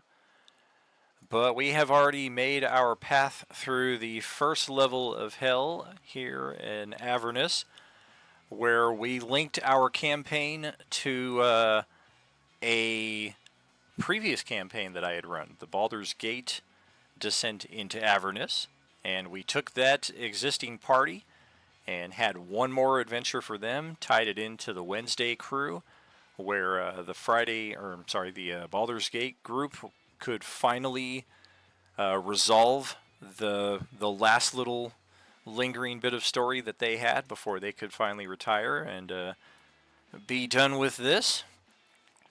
But for our existing characters here on Wednesday, they still had a ways to go. And as I recall, an emissary of Dis approached the party and essentially was like, Dis is very impressed with what you've done here. As long as you agree to never return to the Nine Hells once your mission is done here, he will give you free passage through his layer of hell. You will also get food and rest. So passage through this area was more or less a hand wave. We did have a bit of RP and some potential for mercantile. Didn't really mess around with that too much. And here at the third level of hell, where we currently find ourselves, they are attempting to make their way through. They have likewise been offered a deal by Mammon, the archfiend of this level, to do battle with and recover a number of treasures that were stolen by the demon lord Baphomet. So our party made a way to take care of this, electing to skip past a couple of encounters here along the River Styx. We saw some weird stuff happening here with this giant marble bowl and these devils that were constantly pushing people that were trying to get out back in. They opted not to mess around with that. This perhaps not the most efficiently run encounter here. Not the best laid out either, I would say, by the game designers. Overall, I'm pleased with this module, but this particular encounter, it's tricky. Essentially, the way it's supposed to go is each of these four horsemen of the apocalypse. I mean, they're each riding on a dinosaur, but it's like a hell variety. Each of them is bragging about their notable deeds and how much better they are than the other of the devils. And their whole objective is to get the party to agree that one of them is better than the other three. And assuming that all goes to plan, the devil who is chosen will leave the field of battle. The other three will become enraged, attack the party. We did not have any of that. It became very much just a verbal back and forth of, well, if you guys need to see who's so great between you, why don't you guys just fight among yourselves? And definite legit counterpoint to that, but when the response is continually that we need you to tell us which of us is mightiest, and the continual response to that is why don't you just duke it out among yourselves to find out, we are really at an impasse, which is why we immediately progress over here before any more of this lingering scraps of hair here falls out. So this is where our our Wednesday crew is currently engaged in battle with the Demon Lord Baphomet, a specialized variety of Baelor, another very powerful fiend over here who is taken to chasing after Guanve, and the rest of our party engaged in battle right here, except for this fucking schmuck right there. He's a non-entity at this point, erased from existence. Somebody cast a wish spell, and it was him. Here are the treasure chests that are up for question here. But that is where we will be picking up on June 12th. Our party already in the midst of all this stuff. So we will pick up this combat here and proceed on to the 4th, 5th, 6th, and 7th levels of Hell over the next couple sessions here. We can see I already have the fortress battle set here, but I will not spoil the details of that. You can already see some of it, so make of that what you will.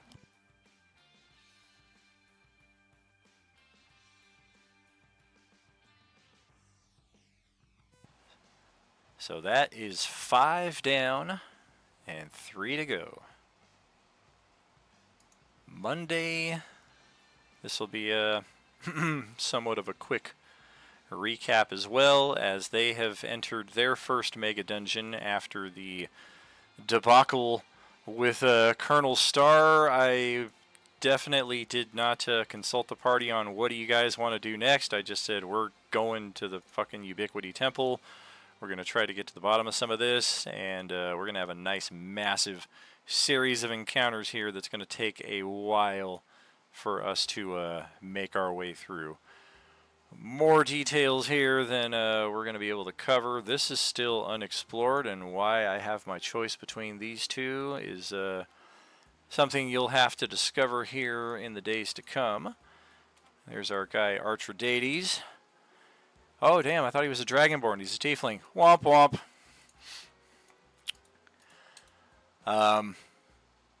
Most of what we've been facing in here have been undead or fiendish or demonic, or automated. Automated defenses are something we've seen a lot in a lot of the locations that we have gone to visit. But this section in particular, some of the automated defenses are more of a golem nature than a mechanical one.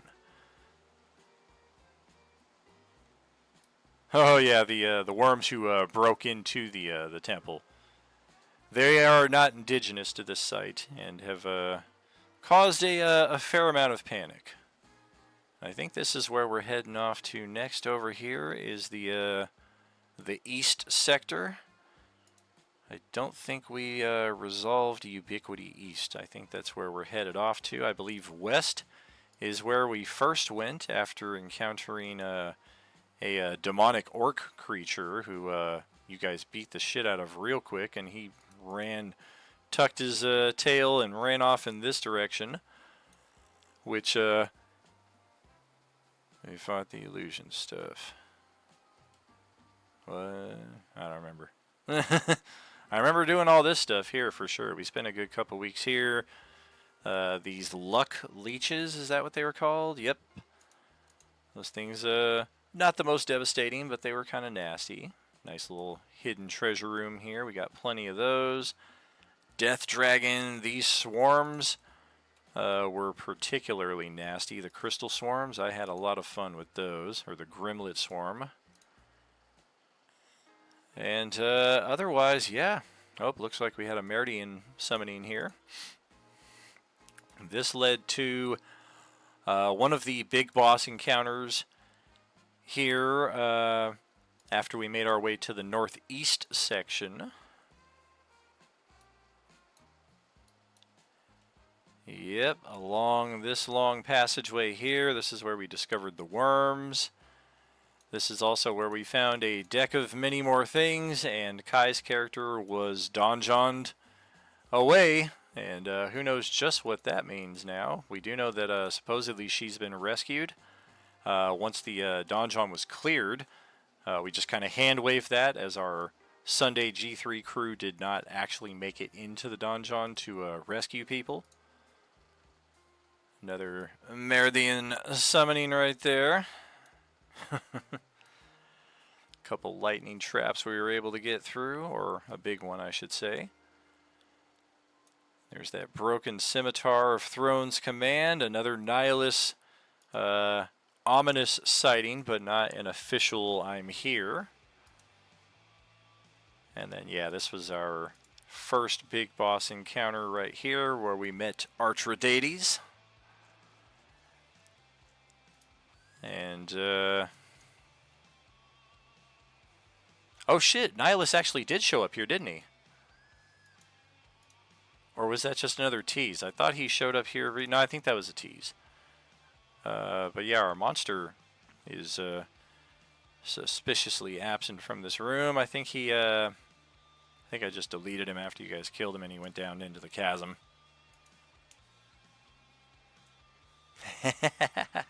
That makes sense.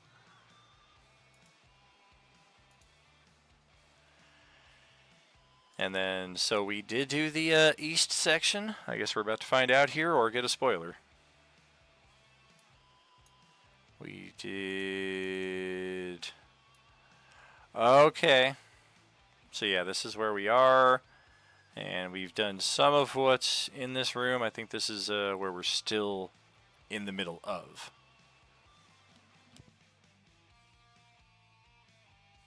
Right. Yeah, the illusory countryside, and then we finished off the bitch that was doing that. Otherwise, there's still a bit to explore over here that we just got to peek at. But we'll cover that when we get around to it. Oh yeah, we also had this brief bit here where Theron, as a result of his draw from the deck of many things, he got absconded to the Feywild. So our characters had to go there and get him back. There's his lovable dolphin. Yep, another fuck with Sapphire Nihilus sighting right there. Before we get back to Tuesday, Monday when we return, we'll be picking up in the Ubiquity Temple once we finish the Ubiquity Temple, hopefully at the same time as Wednesday finishes their quest in the Nine Hells, and Tuesday finishes what they're doing currently with Zastam. Hopefully all of that will line up at the same time as the crossover event that I'm going to be running on the Sunday morning tables, and the individual quests that I'll be running with Sunday G24 and Thursday table.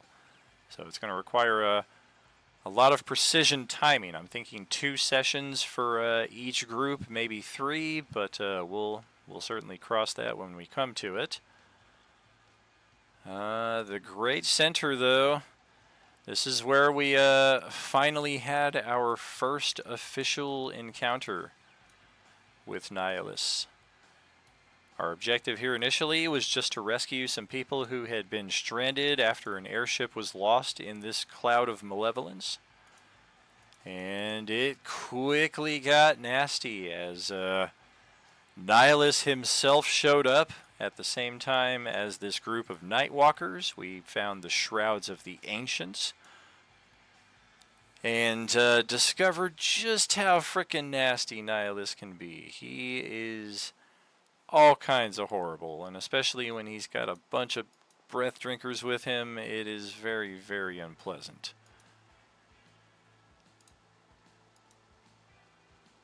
Our next encounter was interrupted once again by Nihilus. We were to deliver the Comfort IG Aurelie to the Demon Dragon, who demanded her be placed into his custody in exchange for the dark matter crystals that he had stolen. Unfortunately, the presence of so many badasses in place at once and just adding to the mix the Comfort and the Demon Dragon, Nihilus was almost assured to show up. So it was just kind of another, crap, this isn't going the way it's supposed to, and we had to run away and get the fuck out of there. Exactly. Yeah. Yeah, we had a few options. She was the easiest one to get our hands on.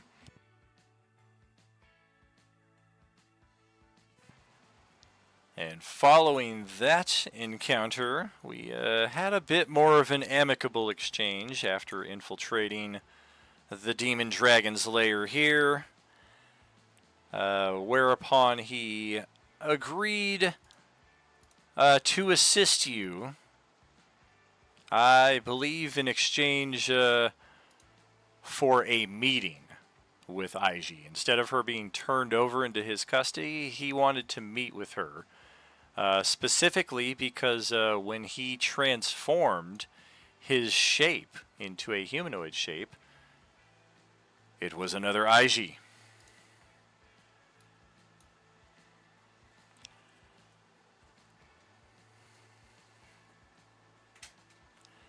And that brings us pretty much full circle for Tuesday table. They still had one more bit to go there. I'm not going to take us to the map on that because we're going to see a lot more than we should of the maze that we're currently stuck in the middle of. But that is the current objective of Tuesday table. Is Zastam has reached out to them specifically, and he wants to test them inside of his maze.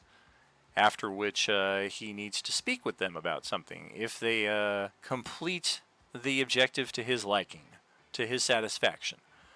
We've barely scratched the surface of that. It's definitely not as big of a maze as we already have seen with Sunday G3. Definitely, yeah, no magic in the maze itself. But it should be a much more achievable goal.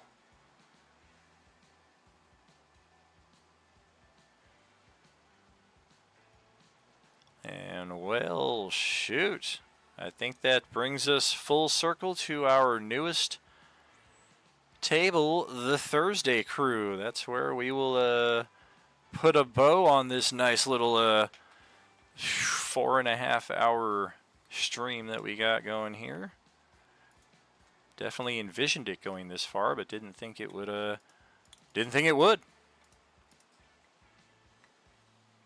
So Thursday, as we talked about initially, they were brought together much in the same fashion as the Sunday G1 group. They were summoned to the exact same guild hall with the same letter. The only thing is they arrived after Sunday G1 crew had already activated the mechanism to send the guild hall to Asilia.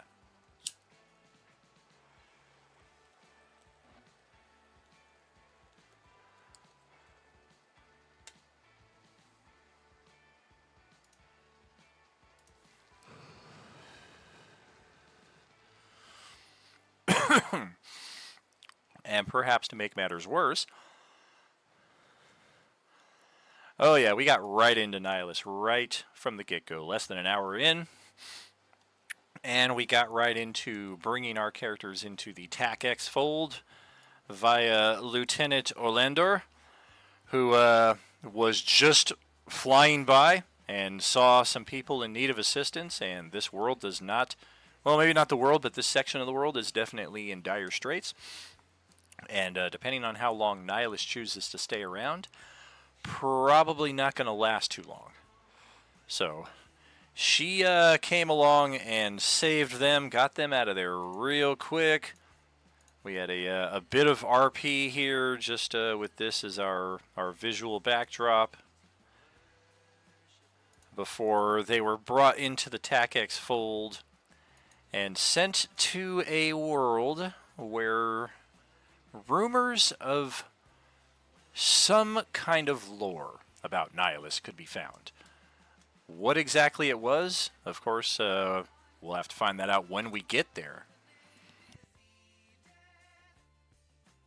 But infiltrating this place from the get-go, our characters were assailed by these roachling creatures, basically humanoid cockroaches. Somewhat challenging combat, but they made it through with solid tactics and banding together. This thing here is definitely one of the nastier things I've ever thrown at a level 1 group, and I had a second one of them in here. The difference between the gray ooze and the psychic gray ooze. The psychic gray ooze can attack anybody within 60 feet of it who it can sense. So it doesn't even have to see them. And the fact that they're in these rooms and they're like equidistant on these points of the maps, like there's only a couple of spaces that the characters were able to be in without being attacked, and of course they have no idea what it is that's doing this to them until they finally go in here and find one of them and kill it. They never went up into here to find, or no, they did go up into here, but their perception was not good enough to spot this thing in the room that was so swamp-like. Over here, it stood out like a sore thumb. It was just like a big rock in the middle of the room, and as soon as they opened the door, it started to move.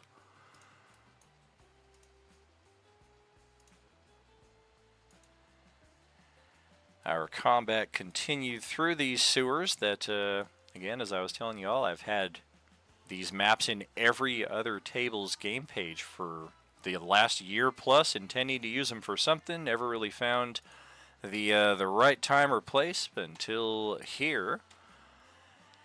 And, yeah, Exvarts. Yeah, some interesting new subterranean creatures alongside some giant rats.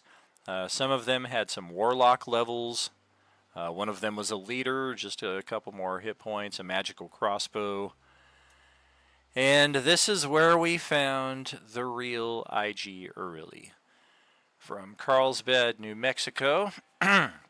She was bitten by a living dead. And at this stage of the outbreak, it is not yet known what a bite means. So as far as she knows, she just has a wound. And it sucks, but this group has been very... I don't want to say the group, but some in the group have been very abrasive and unwelcoming towards her, even going so far as to say, like, why are we bringing her with us? So admitting any kind of weakness definitely did not enter the equation on her part. And unfortunately, we had to narratively resolve this last little bit here so that we can get on to the next section for Thursday group and have enough time to get that done before endgame. But we did make our way into this section just far enough. Looks like... yeah, we had more oozes and looks like swarms. Yeah. Ooze, swarm, and that's right. This was the big bad of this level, this little random wandering monstrosity. And as we came to know IG a bit more, she did reveal some information about the Chain Devil who had captured her. And that's why she was locked up when the party found her. And that would lead us to the final map right here for this sewer section. It's very wide open except for the Chain Devil hiding in this little alcove right here, just waiting to whoop somebody's ass. We would have had a little bit of that encounter before Nihilus showed up once again. This time directly intent on getting IG for whatever reason. And it's there that we discover a bit of a head-scratching magical mystery tour, as Nihilus's interaction with her, his attempt to drain her life, revealed his aversion to undead. And beyond that, it also triggered a magical contingency that Mistress IG had in place for her death. Nihilus had killed her several weeks earlier out of game. We had already revealed that Nihilus had attacked the Ministry capital ship.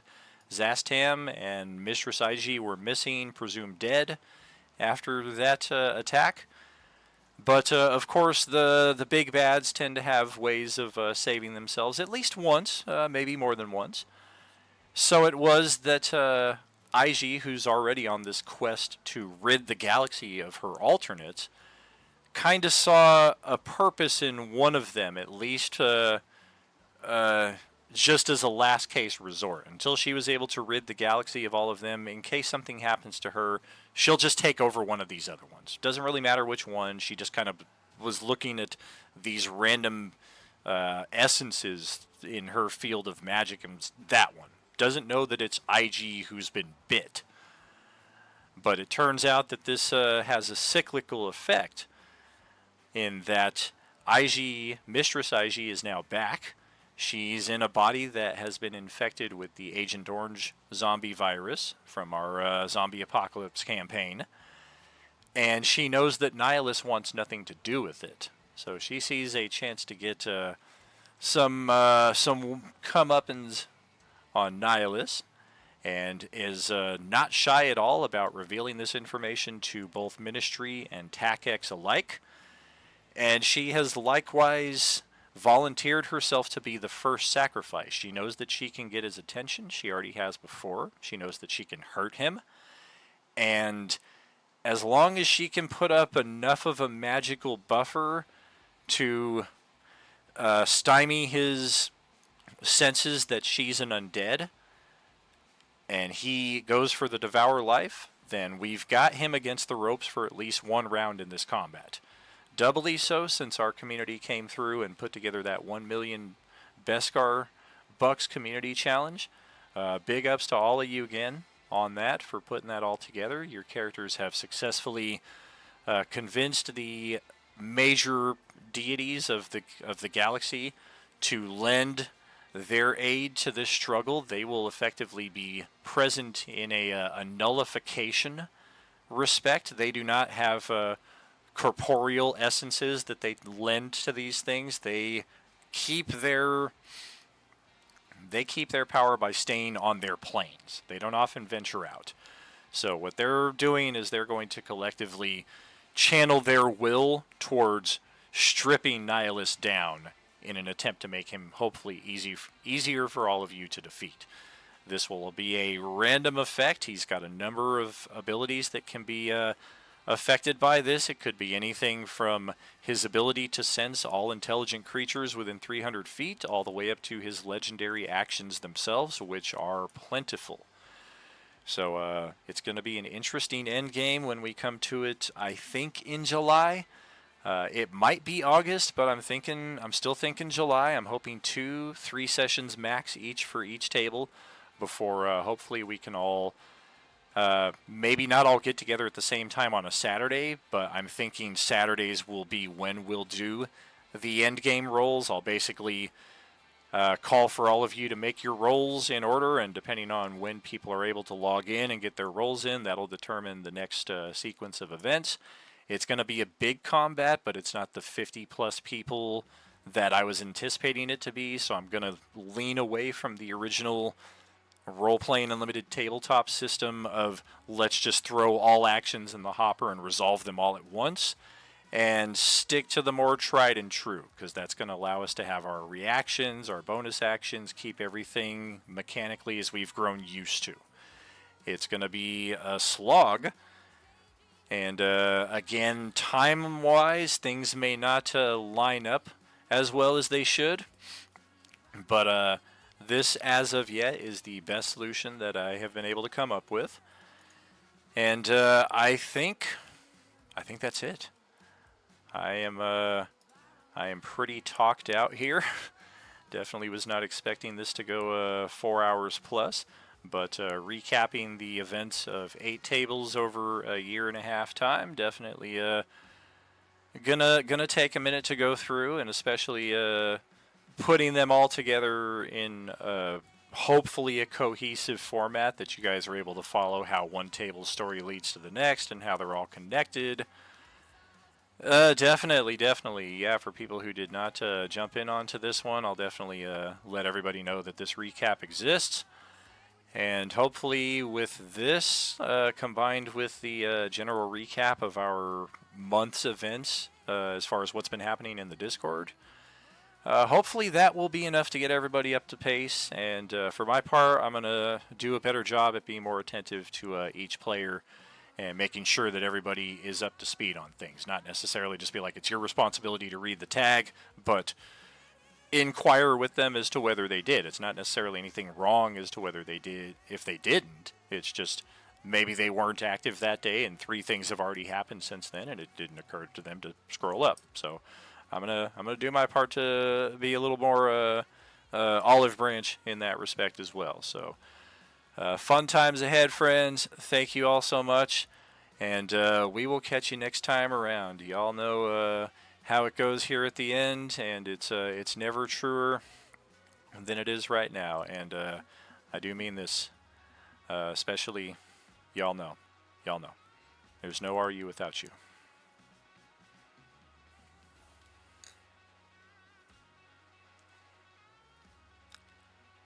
Have a good day, all.